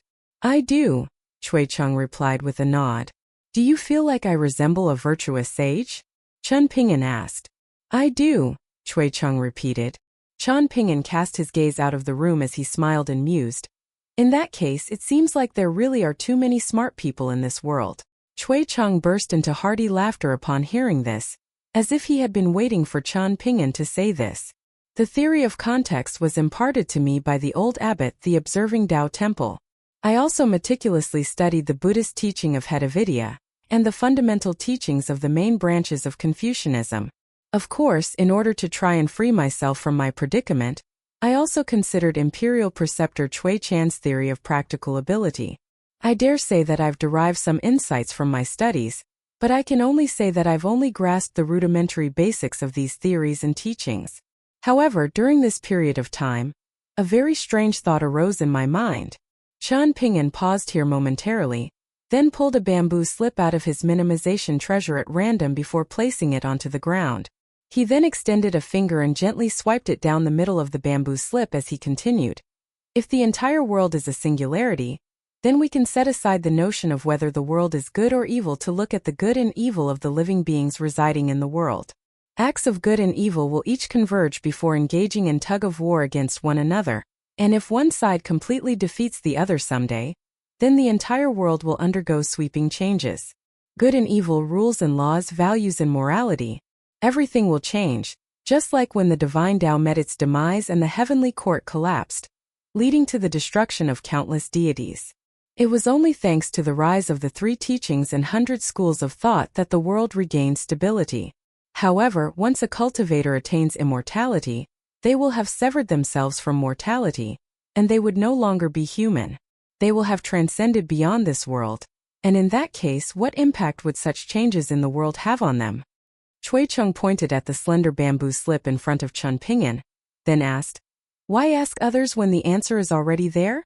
Chen Ping'an looked down at the bamboo slip to discover that it was etched with a quote that he had personally engraved upon it. Might can be right on a temporary basis, but only reason can be eternally right. But for a mortal or even a cultivator, how many people can get to witness the passage of so much time? Why is it that being a good person is so hard? Why is it that there must be a price to be paid for espousing reason and principles? Why is it that we have to suffer in this life, only to pin our hopes on being able to live a better next life? Why is it that even when armed with the correct principles, we still must possess wealth, power, status, cultivation base, fists, and swords? Chen Ping'an murmured. You can't think of the answer? Cui Cheng asked with a smile. Chen Ping'an offered no response. Cui Cheng rose to his feet, then pointed a finger upward as he suggested. If you can't figure it out yourself, then go and ask someone who may have already figured it out. For example, you can learn from the old scholar, who was able to use his self-proclaimed out-of-fashion teachings to secure an audience with the Tao ancestor and the Buddha. You have your fists and your sword, so why not give it a try? Chen Ping'an looked up upon hearing this. Cui Cheng withdrew his hand as he chuckled. You believe something like that? An amused smile appeared on Chen Ping'an's face. If a scholar from times of peace were to denounce a martial artist who took countless lives in times of war, deriding the martial artist as a scoundrel for taking innocent lives, even though he had managed to conquer a nation, what do you think of that? Cui Cheng asked. Setting aside the fundamental concepts of good and evil, I can only say that the scholar is both foolish and bad. The key is that he praised the martial artist for conquering a nation, but he doesn't actually acknowledge the feat instead. He only mentioned the feat as a prelude to the insults that he was about to deliver, Chen Ping'an replied.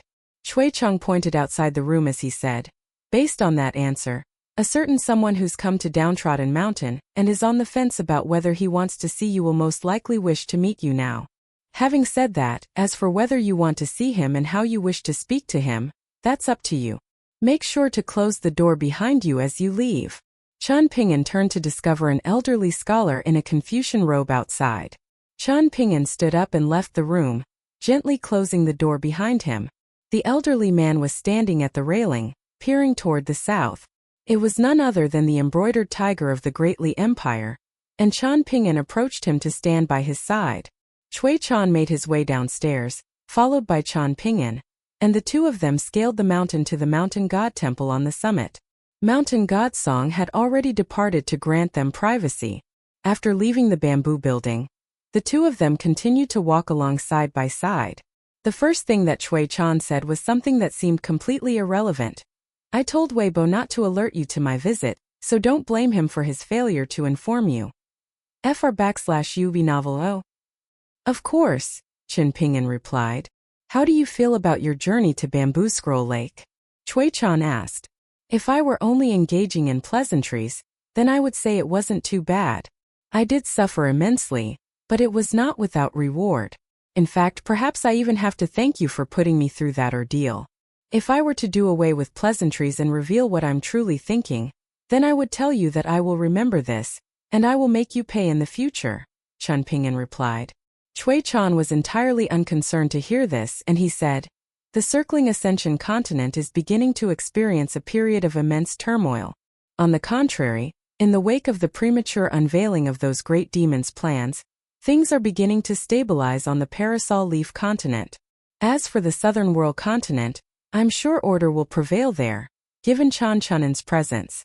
An old ancestor of the naturalist Lu clan on the Middle-earth Divine continent has sacrificed his entire cultivation base to finally give the Confucian temple a concrete outcome. If the Sword Chi Great Wall is breached, Stalactite Mountain will be returned to the heavenly world by the Taoist second disciple, and the Southern World continent and the circling Ascension continent will most likely fall to the demon tribe.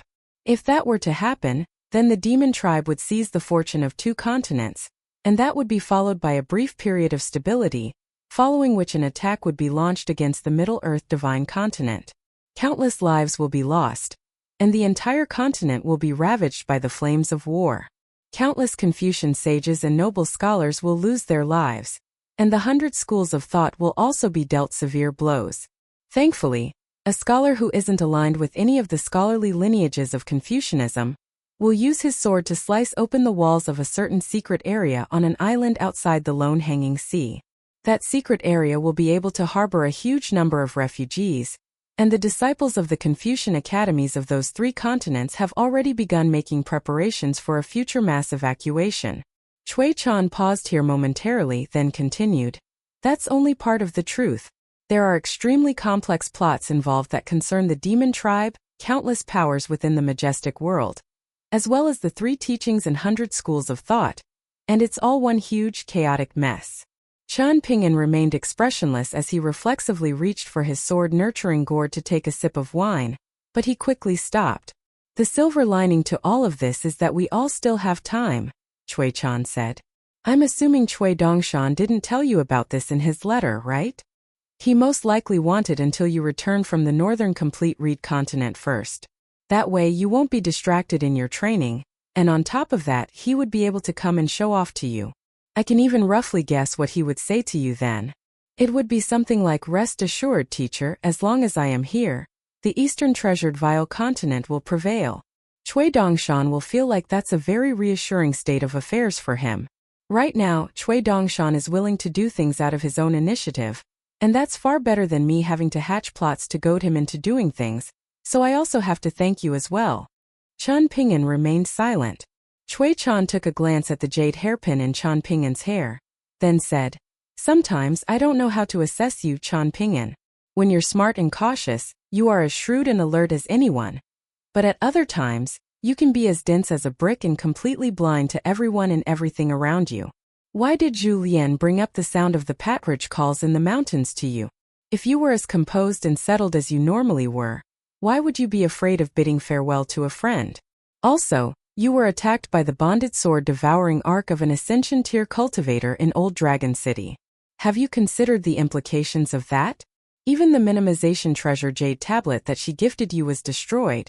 So what makes you think that an ordinary hairpin would have been able to survive that ordeal?" Cui Chan clasped his hands behind his back, then raised his head as he concluded. "The devil is always in the details. If you always gaze up at the radiant sun, your heart will grow toward the light like flowers and trees, but should you not also turn around from time to time to look at your own shadow?" Chen Ping'an reached up to touch the jade hairpin in his hair, then lowered his hand as he asked, "Why have you spoken so earnestly to me here, Imperial Preceptor?" Cui Chan smiled as he replied, "Right now, your disciple is half of me, and my grandfather is living on your mountain, so why wouldn't I speak with you earnestly and with sincerity?" Chen Ping'an believed this explanation, but not fully. Upon reaching the top of the steps, Cui Chan turned to cast his gaze into the distance. Chen Ping'an removed his sword nurturing gourd and raised it as a gesture to indicate that he was going to take a drink, then sat down onto the top step. "Who do you think will be the new emperor of the Great Li Empire? Song Chongjing, Song Jisun, or Song He?" Cui Chan asked. Chen Ping'an shook his head in response. Cui Chan smiled as he revealed, "Song Chongjing chose Song Jisun while I chose my disciple Song He. I also struck a compromise, proposing the construction of a temporary capital somewhere south of Lakeview Academy. Song Jisun will be assigned feudal lord of Old Dragon City, while also controlling the temporary capital from afar. Throughout this entire process, the Empress in the Palace of Eternal Spring didn't dare to interject even a single sentence for fear of death. Even now she most likely still feels like she's dreaming, unable to believe that such a massive blessing would simply fall onto her lap. The late emperor actually wanted his brother, Song Chongjing, to claim the throne, but Song Chongjing refused, and he personally burned that will in my presence." Chen Ping'an took a sip of wine, then wiped his mouth as he said, "It sounds like everyone's happy. How do you feel about your journey to Bamboo Scroll Lake from Red Candle Town?" Cui Chan asked. "A lot of people died," Chen Ping'an replied. Cui Chan raised a foot, then gently brought it down as he said, "There is no distinction in status or gravity when it comes to the separations and reunions of the world, but there is a distinction in superiority and inferiority. Do you know why I chose to stay in the Great Li Empire and why Qi Jingchun chose to construct Mountain Cliff Academy in the Great Li Empire? It's not that he didn't have any other choice at the time. Instead, he had many superior options open to him. All I know is that the rumors going around that Mr. Qi did this in order to constrain you are false, but I don't know what the real reason is," Chen Ping'an replied. Cui Chan smiled as he mused. Qi Jingchuan's favorite things to do throughout his lifetime were things that required immense effort for no personal gain. He was worried that I would cause too much of a commotion on the Eastern Treasured Vile Continent, that I would implicate the old scholar, so he insisted on personally supervising everything that I did. He had to take responsibility for all of the lives of an entire continent, and he was of the opinion that no matter who we are, we must make some sacrifices in the pursuit of something. He felt like as long as he put in as much effort as possible, he would be able to make fewer mistakes. In his mind, rectifying mistakes and making amends is a responsibility that all scholars must shoulder, and scholars can't just utter empty words about serving their nations. You were very much like him when you were in Bamboo Scroll Lake in that you were just as eager to take on more responsibilities. Otherwise, how would you have put yourself in that irresolvable conundrum? You could have easily just killed Gu Kan and been done with it. Chen Ping'an offered no response. "I don't believe me, but that's fine. These are all private matters that I'm speaking to you about, And I'm doing so for my own selfish intentions, Chan said with a smile. Have you considered why Aoyang didn't kill me in the capital of the Great Li Empire, even though he was so close with Qi Jingchen? Not only that, but he didn't even kill the late emperor of the Great Li Empire. Instead, all he did was destroy the replica White Jade capital, and he even allowed the late emperor to live for 3 more years. Did you not ever wonder why this was the case? I don't know, Chen Ping'an replied with a shake of his head. You should learn from a certain old farts theory of context, Chan suggested with a smile. Think about what you've witnessed with your own 2 eyes, then carry out a bit of extrapolation, and it shouldn't be too difficult for you to arrive at the right answer. The southward expansion of the Great Li Empire's forces was unfolding far faster than expected because the late emperor of the Great Li Empire wanted to be the southern coastline of the eastern treasured Vile continent with his army before he passed, Chen Ping'an said. Now take a look at Stalactite Mountain and the Sword Qi Great Wall, Chan said as he pointed in a certain direction.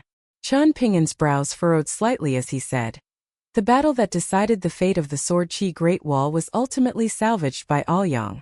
The Liu clan's divination was greatly flawed as it only presented the outcome, not the process. What about the Parasol Leaf continent? Chan asked as he pointed in another direction.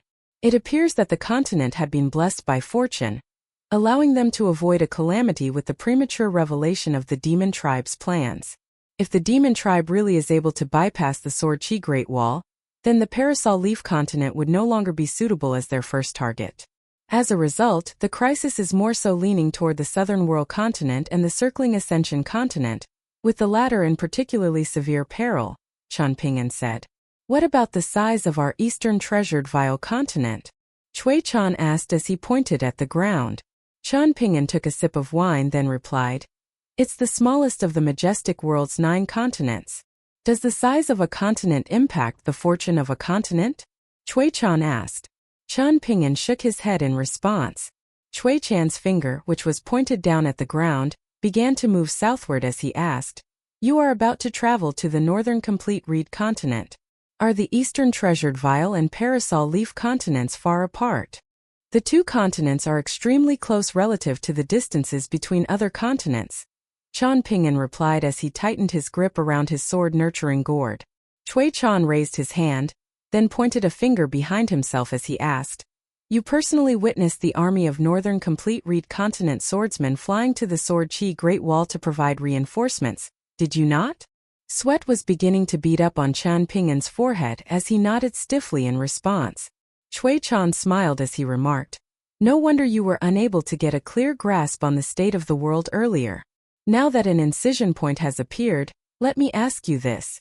Has the abbot of the Observing Tao Temple not always been determined to dethrone the Tao ancestor? Chen Ping'an nodded in response. Do you know why people like to jokingly refer to him as the ox-nosed old Taoist priest? Chan asked. Because it was said that the Tao ancestor once traveled the worlds on the back of an ox steed, Chen Ping'an replied. Thus, the connection has been made, Chan concluded. The old abbot is one of the oldest living beings in this world, far older than you can imagine. Chen Ping'an strapped his sword-nurturing gourd back to his waist, then rubbed his own cheeks with his clammy palms. So that was the true identity of the abbot of the Observing Tao Temple. The Parasol Leaf continent was blessed with the best possible outcome in the form of that young boy unintentionally revealing the plot hatched by the great demon of the planchette writing sect. The boy himself did so inadvertently, but if this was orchestrated by the old abbot, then he naturally intended for it to happen. Now, consider what the worst possible outcome could have been, Chan said with a smile. Chen Ping'an took a deep breath, then closed his eyes and used his standing meditation to compose himself. Erratic thoughts were flying through his mind like fluttering snowflakes. Even if he were to disregard the survival of the Parasol Leaf continent, what would become of all of the people that he knew? I advise you not to embellish the matter.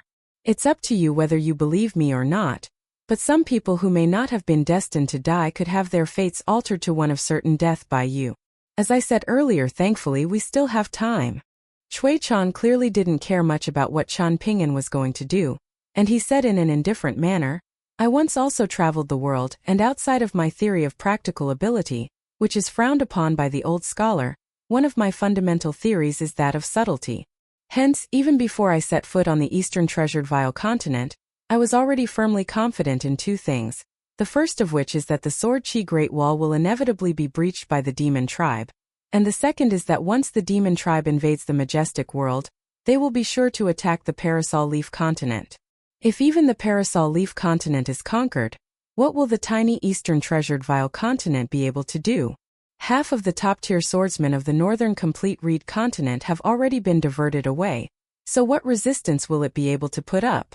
The pure white continent is full of merchants who've never experienced the heat of battle in their lives, so how will it be able to escape a fate of demise? At the very least, 3 continents will be conquered in the blink of an eye. If the pure white continent decides to surrender without a fight or choose to adopt a stance of neutrality without supporting either side, which side will that have more of a negative impact on? If that were to happen, how many continents worth of land and fortune will the demon tribe have claimed? Does that count as establishing a firm foothold? How many continents are there in total in the majestic world? After that, the demon tribe will march toward the Flowing Dawn continent in the northwest. Many people who think themselves cunning believe that if the demon tribe dares to infiltrate our majestic world, then they'll be marching to their own demise, and that this will open up a golden opportunity for our majestic world to conquer the savage world. But is that really going to happen? I understand now, Chen Ping'an said as he slowly rose to his feet. Not only had he come to understand why Cui Dongshan had raised that question to him back in Mountain Cliff Academy, he also understood why Aoyang hadn't decimated the Great Li Empire when he was fully capable of doing so. Cui Chan burst into laughter as he swept his gaze over his surroundings and said, "People say that I'm too ambitious for wanting to spread my teachings over an entire continent, to become the imperial preceptor of an entire continent. But is that really so ambitious? Toppling a mountain with a single punch, slaying thousands with a single slash of one's sword. Are those remarkable feats? Just you wait and see, Chan Ping'an. In the grand scheme of things, how many cultivators of the upper 5 tiers on the Parasol Leaf continent will be able to survive? Then look at the demon tribe warriors that storm onto the Parasol Leaf continent's shores, and see if they're willing to listen to reason. There must be payback for everything." Back in the capital of the Great Li Empire, Aoyang hadn't brought up this topic to me at all, but I was even more certain at the time that Aoyang was convinced that that worst possible outcome was eventually going to come to pass, just as Qi Jingchun firmly believed the same. This has nothing to do with what they think of me as a person. Hence, I'm going to show all of the scholars in the entire majestic world and those imbeciles of the savage world how I, through my own power alone, will convert all of the resources of an entire continent into the power of a nation. I will show them how I will use Old Dragon City as a fulcrum to construct an impenetrable defensive line along the southern coastline of the entire Eastern Treasured Vile continent. With a sweep of his sleeve, a vast expanse of cloud and mist appeared over the summit of Downtrodden Mountain. All of a sudden, everything turned pitch black, and the darkness was so absolute that there was not even a single inch of visibility. At the same time, a map of the world began to gradually appear beneath Chan Ping'an's feet. The Southern World Continent, the Circling Ascension Continent, the Eastern Treasured Vile Continent, the Parasol Leaf Continent, the Northern Complete Reed Continent, the Pure White Continent, the Golden Armor Continent, the Flowing Dawn Continent, and finally the Middle Earth Divine Continent. The heavens were round while the earth was square, but there was nothing strange about that, considering the majestic world was one of the fragments to begin with, as were the heavenly world and the savage world. Chen Ping'an opened his mouth to say something, but chose not to in the end. He didn't raise the question in his mind as he already had an answer. Why haven't you revealed this to the world? Because no one would listen, and even those who listen may not believe. Furthermore, even if all of this was revealed, the demon tribe would simply adjust its plans accordingly. Cui Chan changed the subject, smiling as he said, "There's an old prophecy that wasn't very prevalent, and there's probably barely anyone left that still believes in it. When I inadvertently stumbled upon it while reading a book in my youth, I felt like I owed the soothsayer a toast. The prophecy was, calculators will take over the world. This is not referring to the foretellers, the branch of naturalists. Instead, it's referring to the teaching of calculation, one of the bottom-ranking teachings in the 100 schools of thought, one that's looked down on even more so than commercialism. Calculators are denounced as merely serving as the abacuses of commercialist accountants. There is so much encompassed within the 3 teachings and the 100 schools of thought, but do you know what the main flaw of all of this is? The problem is that it's all completely immeasurable and disregarding of context. They all present abstract concepts that are supposed to help one achieve even more abstract aspirations, and no one is willing to accurately measure the path beneath their feet. Hence, when the future generations try to walk the same path with the teachings of their predecessors, problems arise. Sages are unwilling and not proficient at going into detail about their teachings. The Tao ancestor left behind a scripture of 3,000 characters, and he already felt like that was very excessive. As for the Buddha, he didn't leave behind any texts at all, and even when it comes to the fundamental teachings of our paramount sage, those were also only compiled and written into books by his 72 students. Chui Chan turned his gaze to Chan Ping'an, then continued. Do you know why you suffered so much hardship in Bamboo Scroll Lake? Is it because you don't know enough principles? Because you're lacking in experience? Because the old scholar's theory of sequential order is inferior? I don't think so. Chan Ping'an didn't want to discuss this topic. Instead, he asked, why have you revealed all of this to me? I made a bet with myself prior to the events that unfolded in Bamboo Scroll Lake, that I would tell you all of this if you won. It's my way of severing my ties with you and Qi Jingchun, Chui Chan explained with a faint smile. I won? Is that meant to be a joke? Chan Ping'an asked. That's exactly what it is, Chui Chan replied with a smile. With a sweep of his sleeve, the map of the world instantly vanished and he sneered. What you Qi Jingchun, Aoyang the old scholar, Chan Qingdu, and Chan Chunan are doing right now is all nothing more than a massive joke in the eyes of all of those conceited people who believe they know better than everyone else, is it not? Chui Chan turned his gaze to Chan Ping'an, then pointed a finger at his own head as he said, the game of Go at Bamboo Scroll Lake has already concluded, but life is not a game of Go. You cannot simply start anew, and all of the good and the bad will remain. If you continue to go down your current path, you may reach some lofty heights, but you'll be sure to disappoint some people. Having said that, you'll also make some other people very happy, and those 2 parties aren't necessarily good or evil. However, I'm certain that you definitely wouldn't want to know who those 2 parties are. Chan Ping'an looked back at Chui Chan. He was indeed very similar to Chui Dongshan, but the 2 of them were most certainly already 2 individual people. Chan Ping'an sat back down onto the stone step and removed his sword nurturing gourd from his waist, and he lifted it to his own lips on several occasions, but couldn't bring himself to drink from it.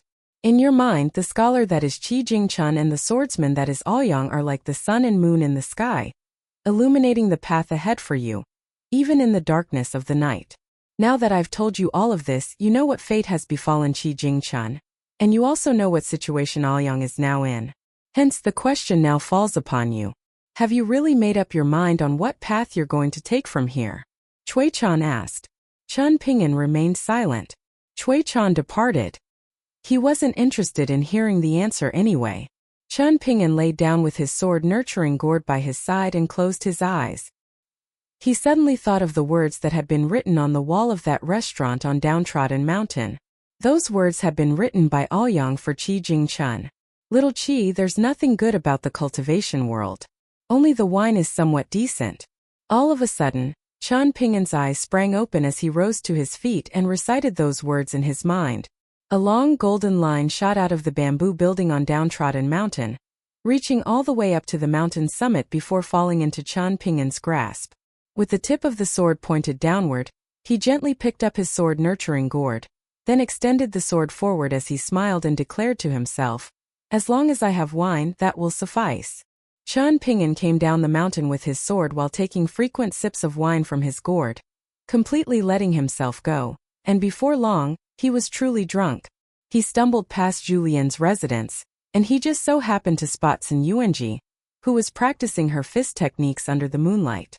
After noticing his drunken state, a fearful look appeared in her eyes, and she stopped what she was doing as her fist intent faded away. Chan Ping'an smiled as he stumbled past her without pause, then turned around on the mountain path as he declared, your fist techniques are no good, Sun Yuanji. Before Sun Yuanji had a chance to respond, Chan Ping'an fell to the ground with a dull thump. Sun Yuanji heaved an internal sigh. Why try to show off when you're nothing more than a pervert and a drunk?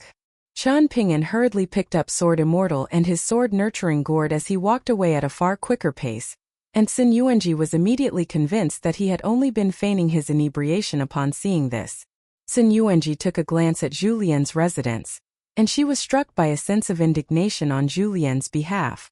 How tragic it was that such a brilliant old immortal had to serve such an unworthy mountain master. Over on the cliff, Chuan Ping'an laid down on the stone table, resting his burning hot cheek on its cool surface as he cast his gaze into the distance. He blinked vigorously a few times, then shook his head from side to side, wondering if he were seeing things. How could there be someone in the Dragon Spring Prefecture that dared to fly through the air at such a rapid pace? A streak of white light flashed through the air in the extremely far distance, alerting many of the cultivators on the nearby mountains. Chuan Ping'an closed his eyes and cast the matter out of his mind. He was on Downtrodden Mountain, so what did he have to fear? Before long he was sound asleep. On this night Cui Dongshan hurriedly traveled northward, using all of his mystical powers and treasures, desperate for some reason to see his teacher. He gently loaded his sound-asleep teacher onto his back, then carried him toward the bamboo building as he called out in a quiet voice, "Teacher."